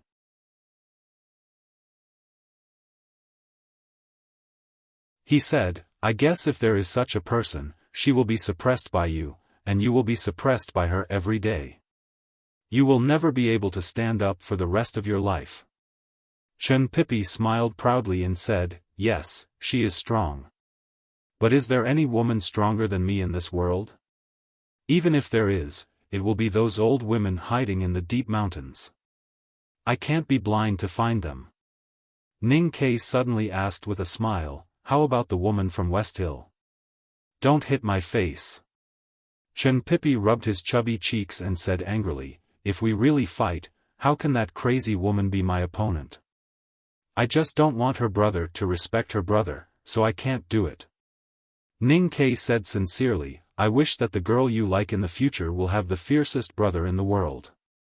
Chen Pipi said sarcastically, I am a peerless cultivation genius. There are only a few people who are stronger than me in the younger generation. The two senior brothers, the senior brother from West Hill, a mute, and a guy named Tang who is similar to the mute. Eldest brother and second brother don't have sisters. Do you think I will be so stupid to choose the sisters of the remaining 3 people to like? Ning Ke sincerely reminded him, don't be too sure. Otherwise, how will you cry when that day comes? Don't laugh at me. Speaking of which, what kind of woman do you like? Like Sang Sang? Is Sang Sang a woman? Ning Ke shook his head and said with a smile, woman? You might as well raise a dog. Chen Pipi said, I will not tell 7th sister about this. Ning Ke said seriously, a bowl of crab porridge. Chen Pipi stopped threatening and thought of the previous topic. He shook his head and said, dogs are for eating, not for raising. Ning Ke's thoughts went back to a long time ago, as if he saw the snow-white dog in the flower bed. After a long silence, he shook his head and said, I just want to raise a Samoyed in my life, and then I will name it Little White. Of course I wrote this with my heart. If you can see my painstaking efforts and interest in correcting the wrong words and sentences in 4 chapters, please vote for me for free. I have been too quiet these days, which is not a good thing. I bow and thank you. To be continued. If you like this work, please come to Chidian.com to vote for me. Your support is my biggest motivation.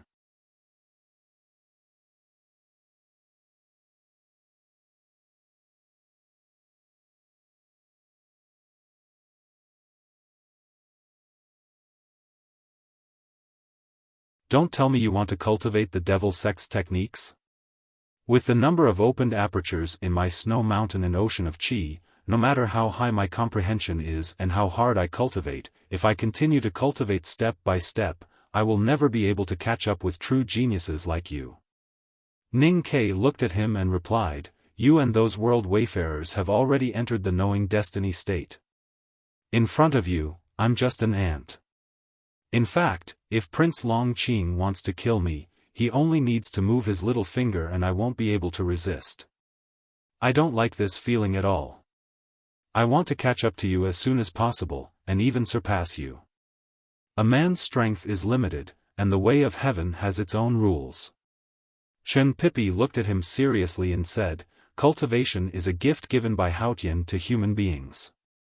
There has always been only one path, and you have to persist on this path to know whether you can go through it or not. If you think that the road ahead is long and want to take a shortcut, then the final result will only be falling into the abyss. Ning Ke still wanted to say something. Chen Pipi shook his head, and his chubby face showed a serious and cautious expression that was completely different from his usual expression.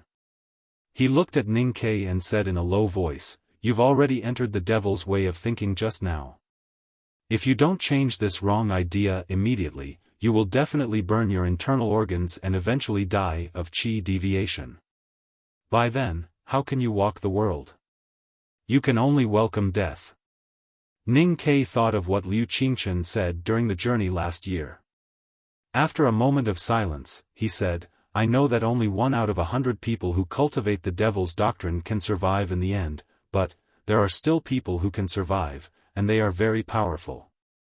You just said that the successor of the devil's doctrine surnamed Tang, even your senior brother Westhill dare not say that he can defeat him. The key is not whether he can succeed or not, but whether this path is correct or not.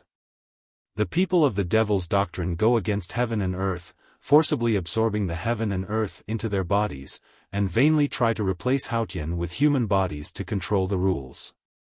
And in order to make their flesh and blood strong enough to absorb the qi of heaven and earth, they have tried countless evil means, and even some devil's doctrine schools live by eating people. Like these evil sects, their bodies are already inhuman, and their thoughts are even more inhuman. Cultivating the devil's doctrine means cultivating the inhuman. Chen Pipi's expression was not as casual and natural as usual.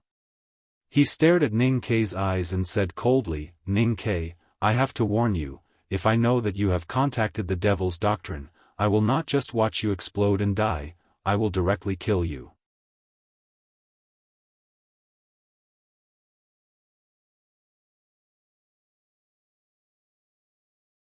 He had never met anyone from the diabolism, except for the great sword master who played with broken fingers at the North Mountain Pass. He had not read any diabolism cultivation manual, but only heard some introductions from Liu Qingchen on the journey. And it was these brief introductions that made him vaguely realize the possibility of success. Unfortunately, Liu Qingchen and Chen Pipi's serious and even cold attitude made him clearly realize that if he did not want to become Ling Huchong, who was chased by the 5 Mountain Sword sect, he had better not try this way. It would be good if he could become Ling Huchong, but the problem was that Ling Huchong had Ren Yingying, the saintess of the diabolism, as his wife, and Ren Wuxing, the hierarch of the diabolism, as his father-in-law. It would be a pleasure for him to cultivate the diabolism divine skill through nepotism. But what did he have? He only had a little black handmaiden, and his best friend was the righteous of the righteous. Before Haotian's divine light and the righteous of the academy, Ning Ke finally realized that the devil's doctrine, which had already weakened, was really useless in this world. The difference between righteous and evil was like the Eiffel Tower in Paris, which was meaningless. The drama of the devil's land of peach blossom would eventually lead to a tragedy, and he had long made up his mind not to let his life become a tragedy. The devil's doctrine was now like a rat crossing the street, which everyone wanted to kill. Ning Ke believed that if others knew that he had once been interested in the devil's doctrine's cultivation method, he would definitely face a very miserable end. But Chen Pipi would not go so far as to sell him out. As his best friend, the fat man would not be like the law enforcement team of the judicial department of the West Hill Divine Palace, who would subconsciously set up the fire execution platform upon hearing the word devil. Even if the person who was tied to the fire execution platform was a poor guy who could change magic, it was still an academic discussion after all. Why should he be so serious? Thinking about these trivial things, Ning Ke went down the back of the mountain, and did not notice the strange looks from his former classmates in the study room. He walked out of the academy in a daze. Beside the meadow outside the academy, there were 2 horse carriages quietly waiting for him. Old Duan was sitting on the shaft of one of the carriages. The other carriage was also black. It was unknown what kind of wood the carriage was made of, but it looked extremely hard and thick. There were all kinds of complicated decorations on the carriage board, and the horse lowered its head and swayed gently in front of it, looking extremely bored. Ning Ke guessed who the owner of the carriage was. He said a few words to old Duan and asked him to take the carriage back to the city first.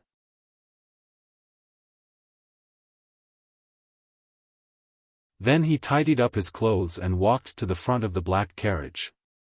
He bowed with hands folded in front and said, "Greetings, master." The curtain of the carriage was pulled up by an old hand. Master Yen Sei showed his head and yawned. He looked at Ning Ke and said angrily, "You promised to follow me in the afternoon. What time is it now? No matter how high the academy is, you are just in the no doubt state. The headmaster of the academy hasn't come back yet. What can you learn? Why did you stay in there for such a long time? Did you lie on the grass and take a nap?" Ning Ke was shocked and thought that even this was seen through by him. Could it be that the divine talisman master could also tell fortunes? "I don't want to pretend to be sad. Let me explain. My cervical vertebra is really not good recently. It's hard for me to write these 2 days. I will do it again next week when I feel better. Besides, I changed a little bit at the last part. I thought so when I wrote it, but it disappeared inexplicably when I wrote it. To be continued. If you like this work, please come to Chidian. Come to vote for me. Your support is my greatest motivation."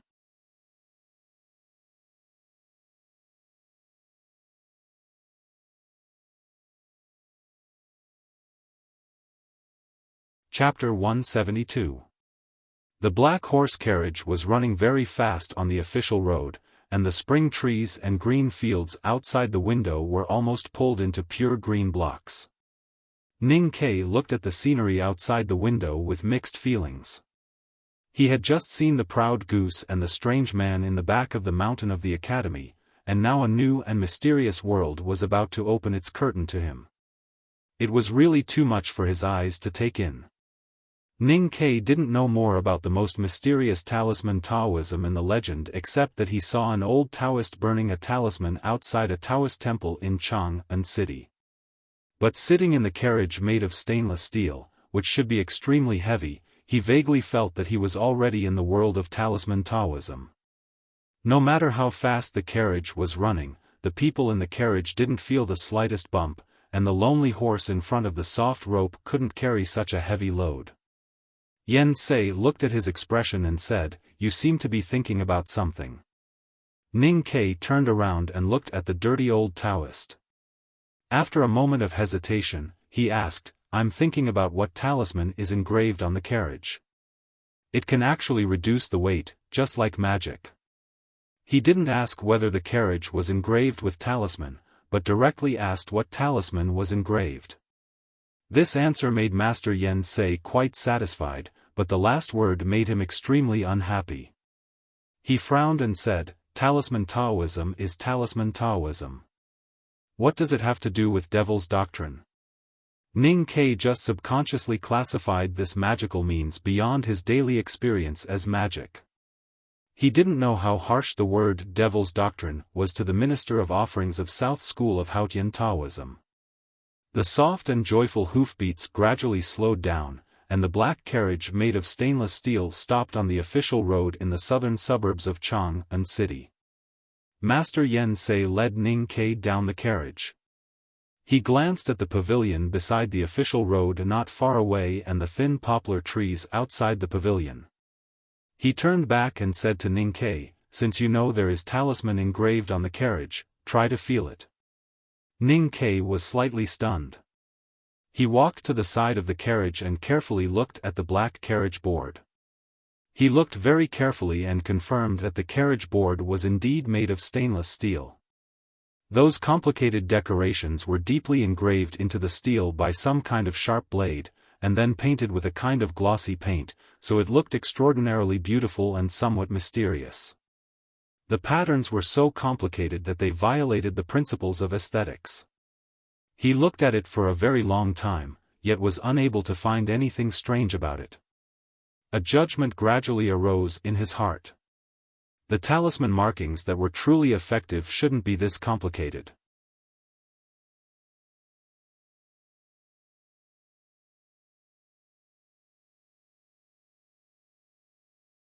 I like it very much. Ning Ke did not know how to answer. The flow of the qi of heaven and earth you feel is the smell of wind, because what I drew on the carriage is the talisman of wind. Master Yen Sei looked at him and said, "As for why the wind goes in a fixed route and why it has such a regular pattern, in your words, it is in a complete system. The reason is very simple, because the talisman determines the direction for it. Follow me."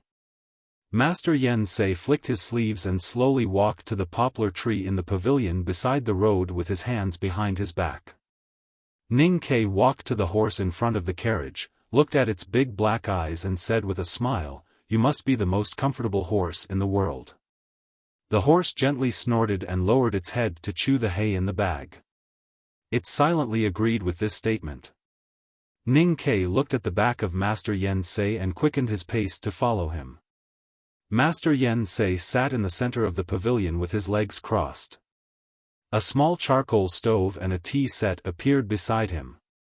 Ning Ke walked into the pavilion and saw the master was preparing to make tea by himself.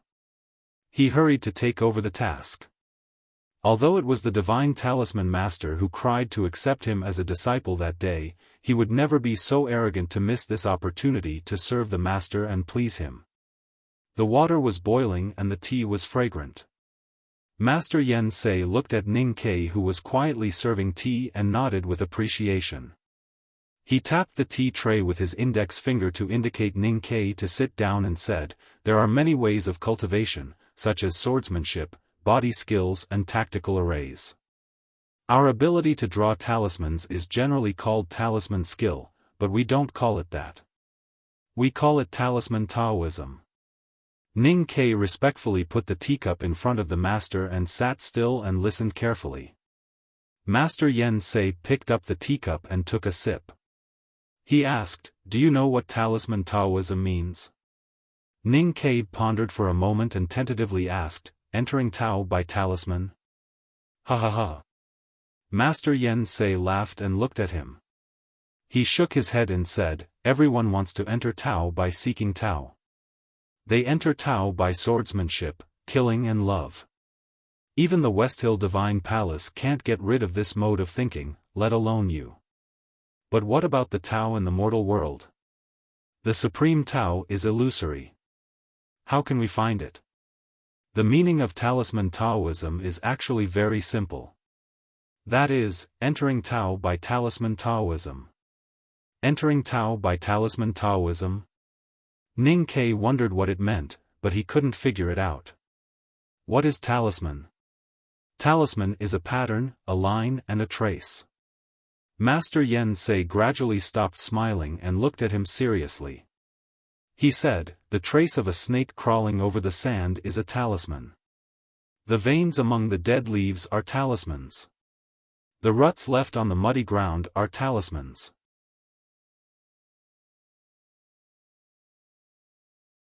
The blood vessels of beasts are talismans.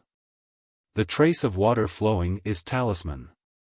The trace of wind blowing is talisman. The crack on the dry earth is talisman. The cloud in the blue sky is also talisman." It was a very simple and clear statement. Ning Ke was shocked and speechless for a long time. According to Master Yen Sei, all traces in the world were talismans. This idea had completely exceeded his realm of thinking. After a long silence, he asked, "Master, is drawing talisman imitating all traces in nature?" Master Yen Sei was slightly stunned. He looked at him and said with a smile, "That's a painter, not a talisman master." A few green leaves were blown off the branches by the wind on the side of the road, but before they fell into the slightly wet field, they were picked up by a gust of wind and gently floated to the top of the pavilion. They fell on the tiles that had been washed dark by the rain, and made a few light popping sounds. The blood vessels of beasts are talismans. This kind of talisman can only maintain their survival. The trace of water flowing is talisman. This kind of talisman can only make them go from high to low according to the decree of Haotian. The veins among the dead leaves are talisman.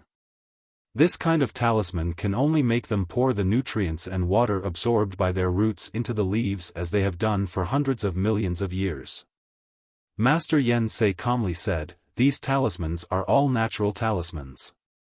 They are born in nature and wither in nature. They coexist with the chi of heaven and earth, just like the truth that each of us lives in this world. However, whether human beings cultivate or study talisman Taoism, they have already exceeded the original mission of human beings in the world. That is to say, it has exceeded the need of survival. Therefore, the real meaning of talisman Taoism must come from nature, but must be higher than nature." Ning Ke listened silently. He faintly felt that although the master was talking about talisman Taoism, it contained a lot of great truths. Master Yen Sei drank up the remaining tea in the cup, looked at him and continued to say, "The talismans that come from nature but are higher than nature must go through several processes: copying, understanding, induction, simplification, purification, and interest. The so-called talismans are the lines and traces that human beings have learned and extracted from the talismans of nature for countless years." Ning Ke filled the teacup for the master and sat back to ask, "Then what is Tao?" "Tao is to know." "Let who know?" "Let the chi of heaven and earth know." Ning Ke was stunned and asked confusedly, "Let the chi of heaven and earth know what?" Master Yen Sei looked at him with a smile and said, "Let the chi of heaven and earth know what we want to do. All the means of human cultivation are inseparable from the control of the chi of heaven and earth.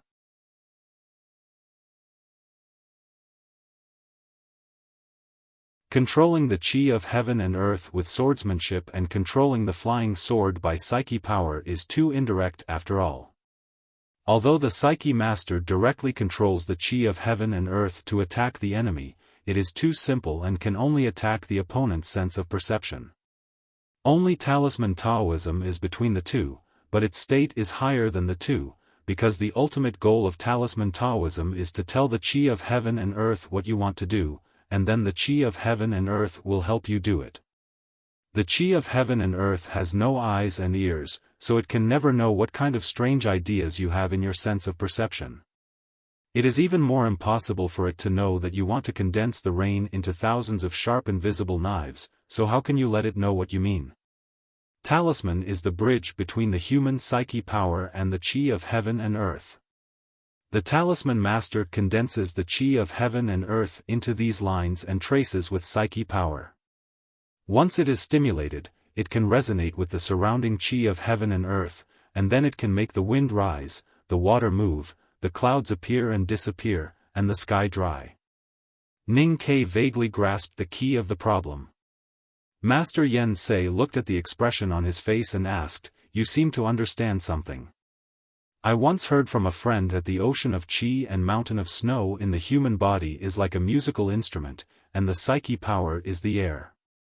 Only when it is blown into the instrument can it become a beautiful music, and then the chi of heaven and earth can understand it and resonate with it." Ning Ke looked at Master Yen Sei and said, "According to your previous explanation, I think that since talisman Taoism uses Fu to tell the chi of heaven and earth what you want to do, can it be said that Fu is equivalent to the ocean of chi and mountain of snow in our body?" Your friend's state is very high, and his explanation is very clever. Master Yen Sei looked at him with a smile and said, "Of course, you are also worth teaching. The acupoints of the ocean of qi and mountain of snow in your body are too few, so it is very troublesome to cultivate swordsmanship or other things. But talisman Taoism is different. As long as you can perceive the qi of heaven and earth, you can perceive the subtle differences between them, and then record them with Fu and resonate with them, you can succeed." Ning Ke asked with confusion, since the talisman master has been learning and recording the talisman of nature for thousands of years, is there no ready-made Fu? If there are the current Fu, can I cultivate talisman Taoism without perceiving the fluctuation of the qi of heaven and earth? Master Yen Sei laughed, gently stroked his beard and asked, "Are there two identical leaves in the world?" Ning Ke thought that if he asked about eggs, he would really doubt whether he was Da Vinci or not, so he answered, "No."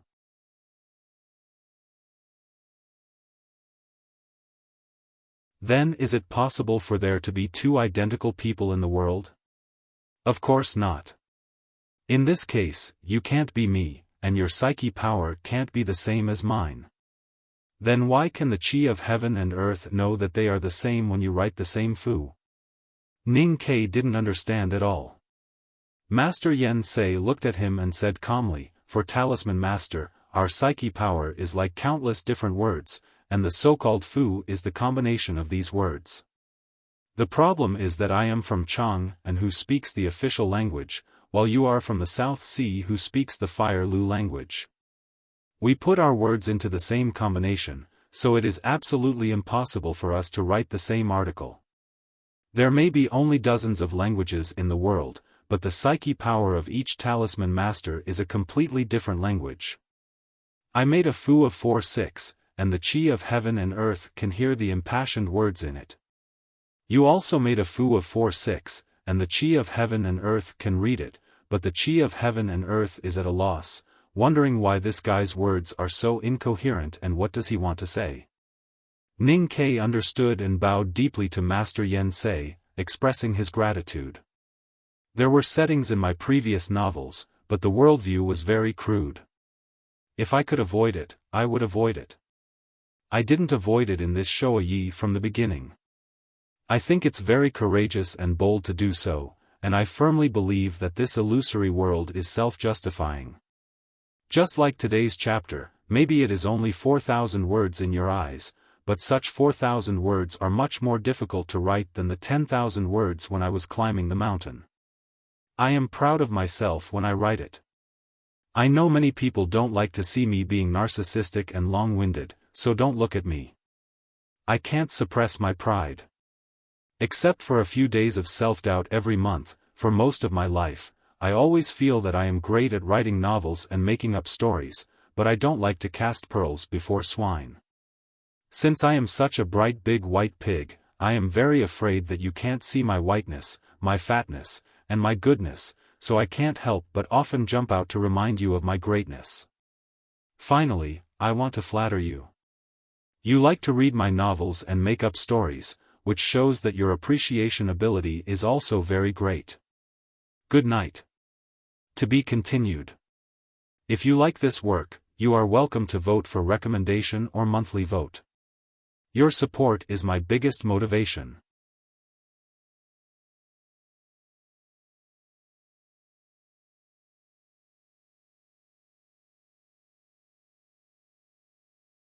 Chapter 173. Ning Ke looked at the half-cup of cold tea in front of him and concentrated on thinking about the master's words at this time. Master Yen Sei smiled slightly and raised his skinny arm. He simply drew something in the air in front of him with his index finger. The air in the pavilion suddenly became dry.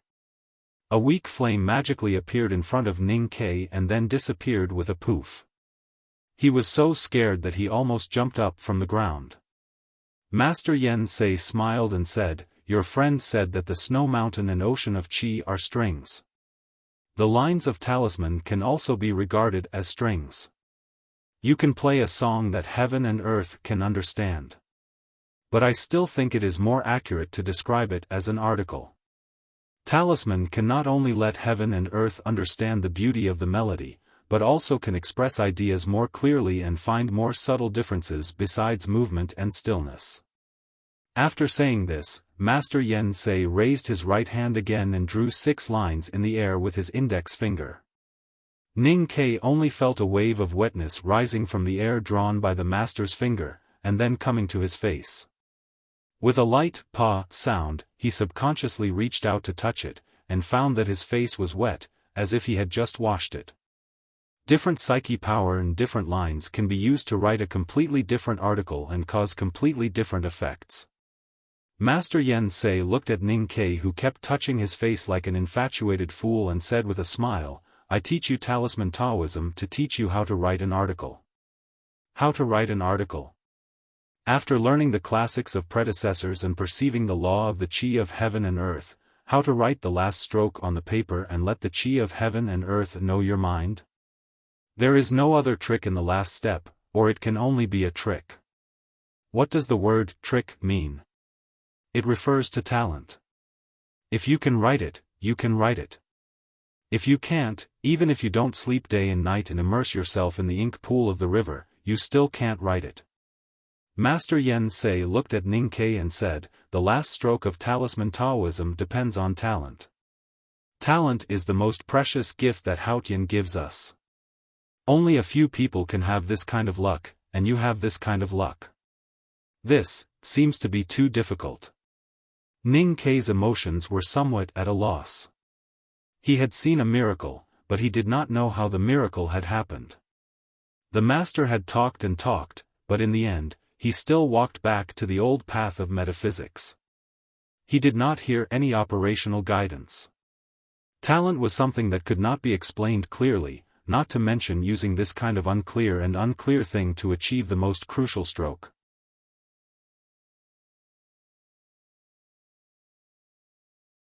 If Talisman Taoism ultimately depends on talent, then the first cultivator who discovered Talisman Taoism in the world saw the traces of talisman lines between heaven and earth, subconsciously copied them and wrote the first talisman. According to you, Talisman Taoism can't be inherited, then how could he deliberated over his words and continued, pass on this civilization?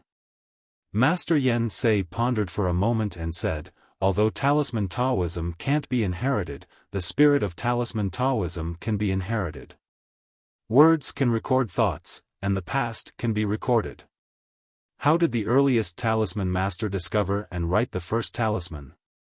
It must be a kind of coincidence.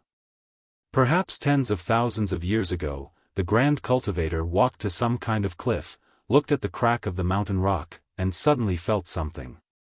He concentrated his spirit in the sword at his waist, and casually waved it to condense the primordial qi of the cliff into it. The first talisman must be a coincidence and a spontaneous existence. When the grand cultivator found the secret contained in those sword marks, he would definitely try again. If he succeeded again, the second talisman would no longer be a coincidence, but a conscious existence. Ning Kai asked, "But it is also possible that the cultivator did not write the second talisman in his life?" Master Yen Sei looked at him and said, "If the first cultivator did not succeed, there would be a second cultivator, a third, and a fourth cultivator. The beginning of heaven and earth is endless, and cultivators are endless. They keep exploring the secrets of the world, so there must be a successful and conscious predecessor, which is undoubtedly inevitable." Ning Kai nodded and accepted the advice. Master Yen Sei said, "The same principle is that Talisman Taoism can't be inherited, but the spirit of Talisman Taoism can be inherited."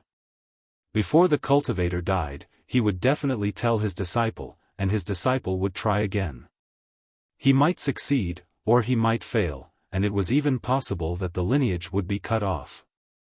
But I believe that after countless years, there will be another grand cultivator who finds the secret of Talisman Taoism and passes it on to his disciple. That disciple will try again. If he succeeds, the lineage will be inherited again, until finally there is a lineage that succeeds, and the lineage has been inherited until today. Ning Kai raised his head and said with emotion, "It's really a big wave washing away the sand." I don't know how many grand cultivators' skills have not been inherited. It's not a big wave washing away the sand, but more like climbing a mountain that can never be climbed to the top. Some people are forced to stop at the foot of the mountain, and some people climb to the mountainside, but are blown off the cliff by the mountain wind. Today, the inheritance of talisman Taoism has reached the peak now.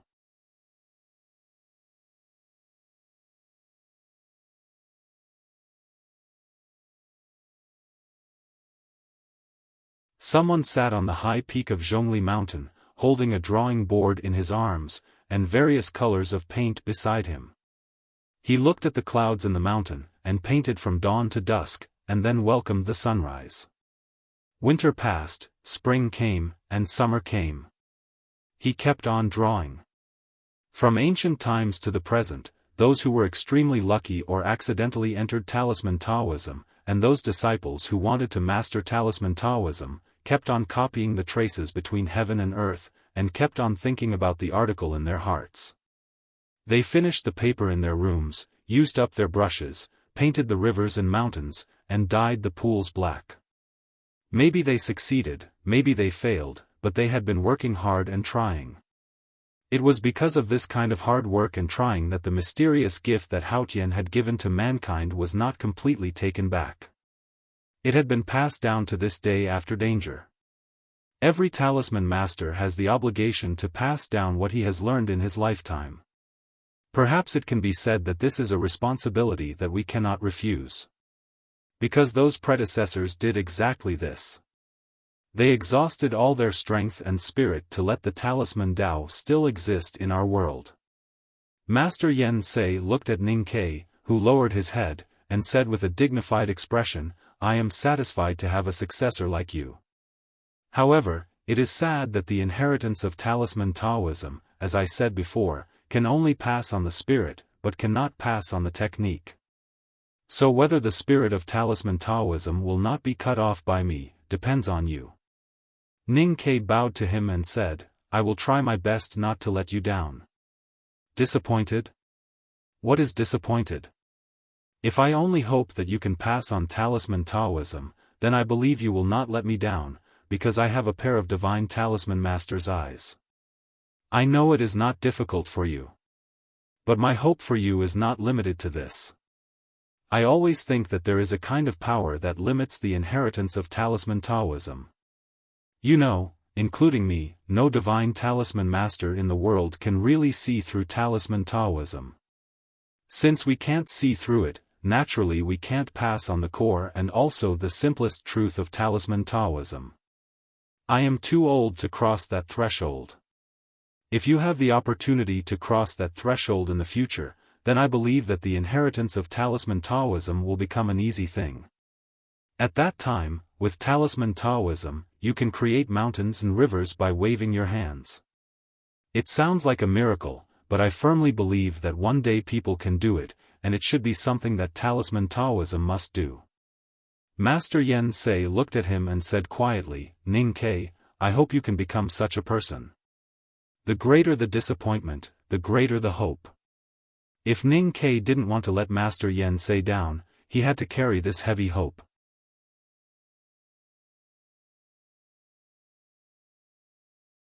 He looked at the opposite side and felt that there were two mountains on his shoulders. Can I become such a person? You have to become such a person. Ning Ke looked at the old and sad face of Master Yen Sei and suddenly said, "Master, please tell me the most basic thing." Master Yen Sei stared at Ning Ke's eyes for a long time. The emotion on his wrinkled face disappeared, and a smile gradually appeared on his face. He comforted Ning Ke and said softly, "The journey of thousands of miles starts with your feet. I wish you a pleasant journey." How can I draw a talisman? First of all, you have to feel the chi of heaven and earth, the more delicate the better. Then, according to what you see, you can draw the traces of the chi of heaven and earth. How can I draw if I can't see it?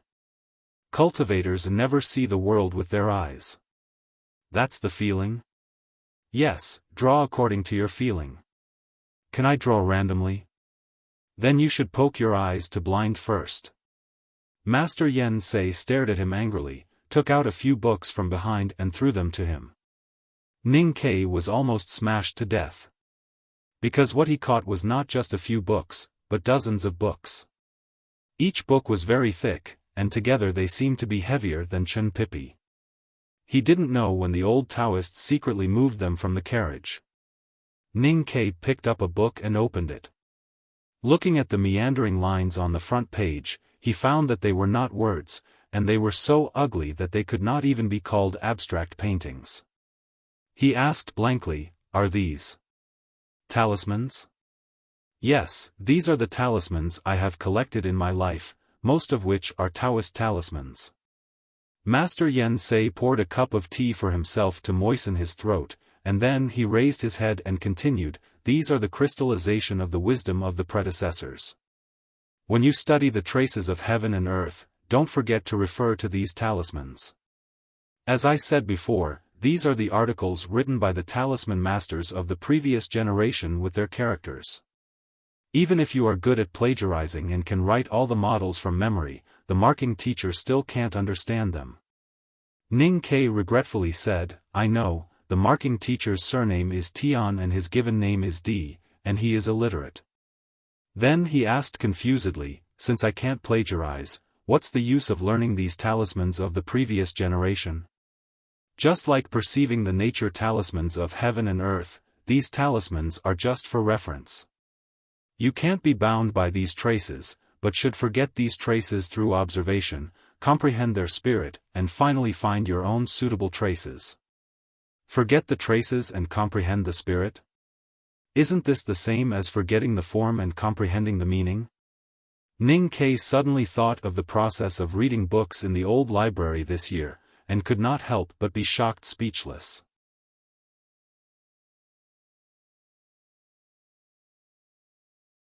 It turned out that the 8 strokes calligraphy of Yong that he made should be used at this moment. Master Yen Sei saw his shocked expression, frowned and asked. After a moment of silence, Ning Kai honestly reported his past of reading books in the old library of the academy to the master, and also mentioned the origin of the chicken soup calligraphy. "That day, I found that I could barely understand some of the characters left by the talisman masters by using the 8 strokes calligraphy of Yong. Because of joy, I went to the House of Red Sleeves to drink to celebrate. As a result, I drank too much and wrote the chicken soup calligraphy. Probably because I was too drunk to think, I wrote all the strokes that I comprehended in the 8 strokes calligraphy of Yong into that calligraphy, and then it caught your attention." After saying this, Ning Kai subconsciously turned his head to look at the sky outside the pavilion, wondering if there was really God's will in the unseen world.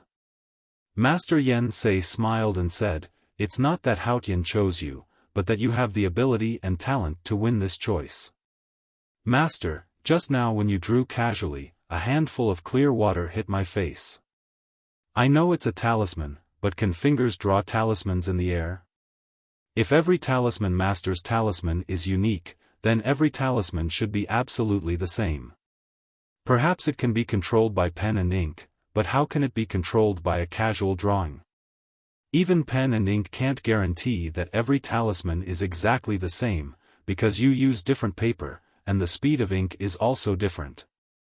Talismans move with the talisman master's mind, so the subtle difference is not too important. On the contrary, as long as this subtle difference is not against the will, it can often conform to the talisman master's psyche power at that time, and the effect is better." Master Yen Sei continued, "As for drawing talismans with fingers in the air, compared with pen and ink, it is more unstable.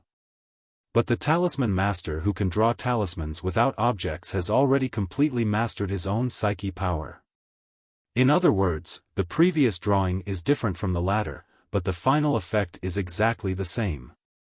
Ning Kai asked, "What kind of talisman master can completely master his own psyche power and thus draw talismans without objects?" Master Yen Sei pointed to his nose and said with a smile, "Divine talisman master." Ning Kai was deeply shocked and frustrated. "I divide talismans into 2 kinds, definite and infinitive. Definite talismans rely on external objects, whether it is pen and ink engraving or sculpture. It takes a long time to draw talismans, but the final power is greater. Talismans without objects are infinitive, which can be completed in an instant, but the power is ordinary. Hearing the two words definite and infinitive, Ning Kei's mind was refreshed, and he thought of the familiar verb features, such as soil, soil, soil and so on.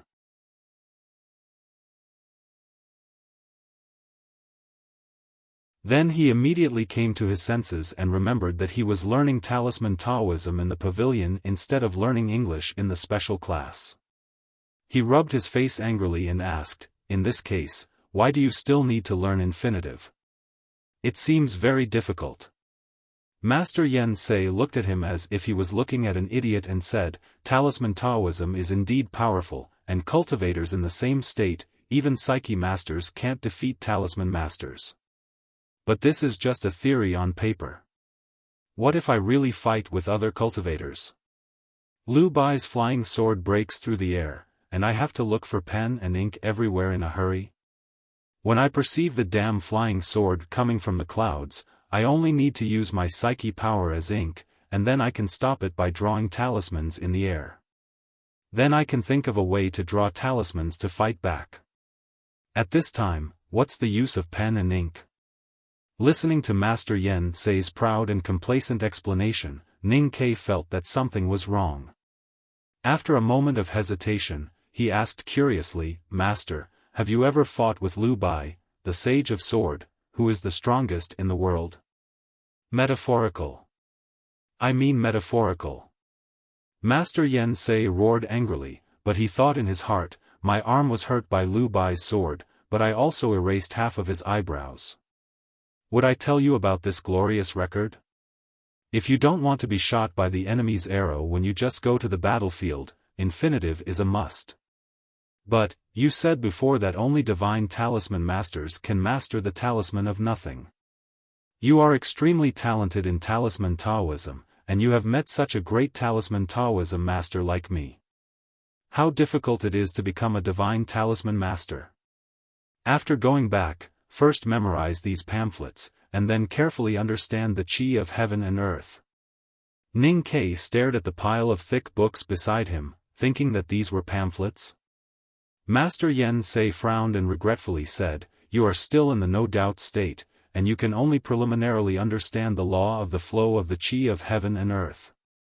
If you have already been in the see-through state, you can blend into the Qi of heaven and earth, or if you have simply entered the knowing destiny state and fundamentally mastered the law of the Qi of heaven and earth, plus your talent in talisman Taoism, it will be much easier to cross the first level." Ning Kei was speechless, thinking that if I can know destiny, why should I learn talisman Taoism so troublesome? "Master, in your opinion, according to my talent, how many years can I become a divine talisman master like you? If you concentrate on talisman Taoism, you can leave the academy and follow me to the mountain to practice hard." "About 10 years. Ning Kei sighed regretfully and said, 10 more years. Master Yen Sei angrily said, 10 years later, you are not yet 30 years old.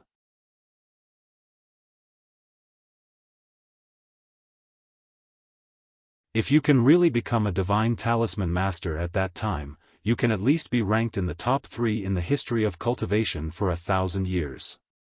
Don't you feel satisfied?" Ning Kei was scolded and lowered his head. Of course, he didn't feel ashamed, but a little proud. He thought that his talent in talisman Taoism could be ranked in the top 3 in the history. After knowing this, would Chen Pipi feel ashamed? Master Yen Sei looked at Ning Kei's head, and his expression gradually became clear. He thought silently, "Unfortunately, I am afraid that I can't teach you for 10 years. Ning Kei suddenly thought of a very important thing. He looked up at Master Yen Sei and said seriously, "Master, since I am determined to learn talisman Taoism from you, should I change the way I call you teacher?" After thinking for a moment, Master Yen Sei shook his head and said, "Since you have entered the 2nd floor of the academy, the headmaster of the academy is your teacher. Then there is no second person in the world who is qualified to be your teacher. You can call me master." "It sounds good."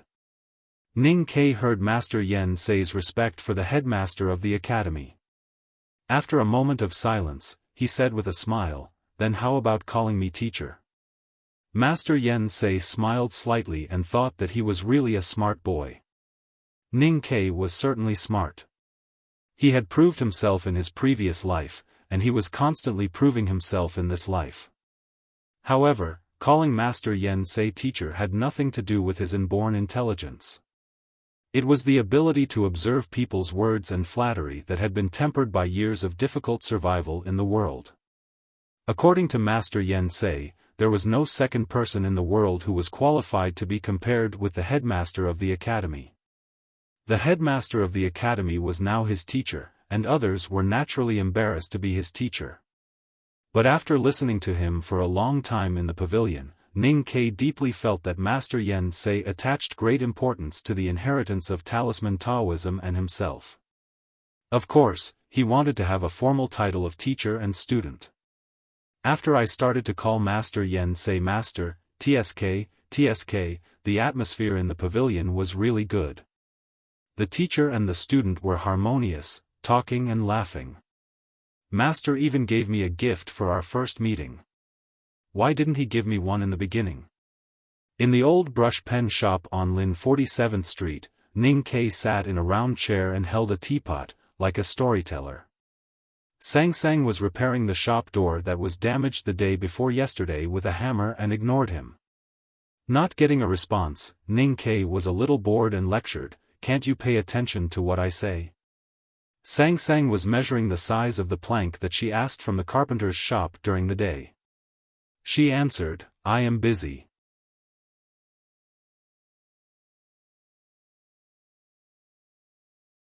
Ning Ke said angrily, "Your young master, will become a legendary divine talisman master in 10 years. Why are you not excited at all?" Sang turned back and looked at him, saying, "Young master, that will happen in 10 years. But we must repair the door today." Ning Ke put the teapot on the table and said, "Don't repair it. Go buy something for me first." Sang asked confusedly, "What are you in a hurry to buy at this time? The door hasn't been repaired yet." "Brush, ink, cinnabar, and other messy materials." Ning Ke wrote a note and handed it to her, saying, 10 years to become a divine talisman master is really too slow. I want to start learning talisman Taoism right now. Seize every minute. Seize every minute. Sang opened her bright willow-shaped eyes and looked at him who was dancing with joy. She hesitated and called, "Young master, yes, what's up? Are you confused because of happiness?" "Maybe a little. First of all, I strongly want the monthly vote. If I don't want it, it will be unjustifiable. Please vote your monthly vote. I promise you that Ning Ke will become a divine talisman master within 2 years. These words really deserve to be slapped. Slap me with the monthly vote. Secondly, tomorrow is the birthday of my eldest daughter, Tang. My leader and I wish her a happy birthday. Don't be silly, be sensible, and be healthy and happy. At the same time, tomorrow is the birthday of my daughter, Lan. My leader and I also wish her a happy birthday. Don't be silly, take more beautiful photos and less Photoshop, and be healthy and beautiful. Thirdly, I have been holding back the fact that tomorrow is the birthday of the most beautiful woman in the world. That woman is my mother. I will call her tomorrow and tell her some mushy words. I won't say anything else. I don't know what good day tomorrow will be. I think it over and over again. Tomorrow is Saturday, a good day to rest. I will go out and drink with my friends. I am so happy. I wish you all a good weekend. Finally, I seriously recommend a new book, vivid and lively. The book number is 2191385. The author is Zhu Jiaozhu. The quality of the book is guaranteed by books such as Xiaofan is Poisonous and Moving Mountains. I feel very comfortable and at ease when I recommend it. P.S. This is the revised version of 201112170114. I have corrected some typos and some terrible omissions. To be continued. If you like this work, please come to Chidian.com to vote for me. Your support is my biggest motivation. You're tuning into the Xiaofan's Wuxia Tales YouTube channel. Don't forget to subscribe and join us on this journey to catch the most captivating stories.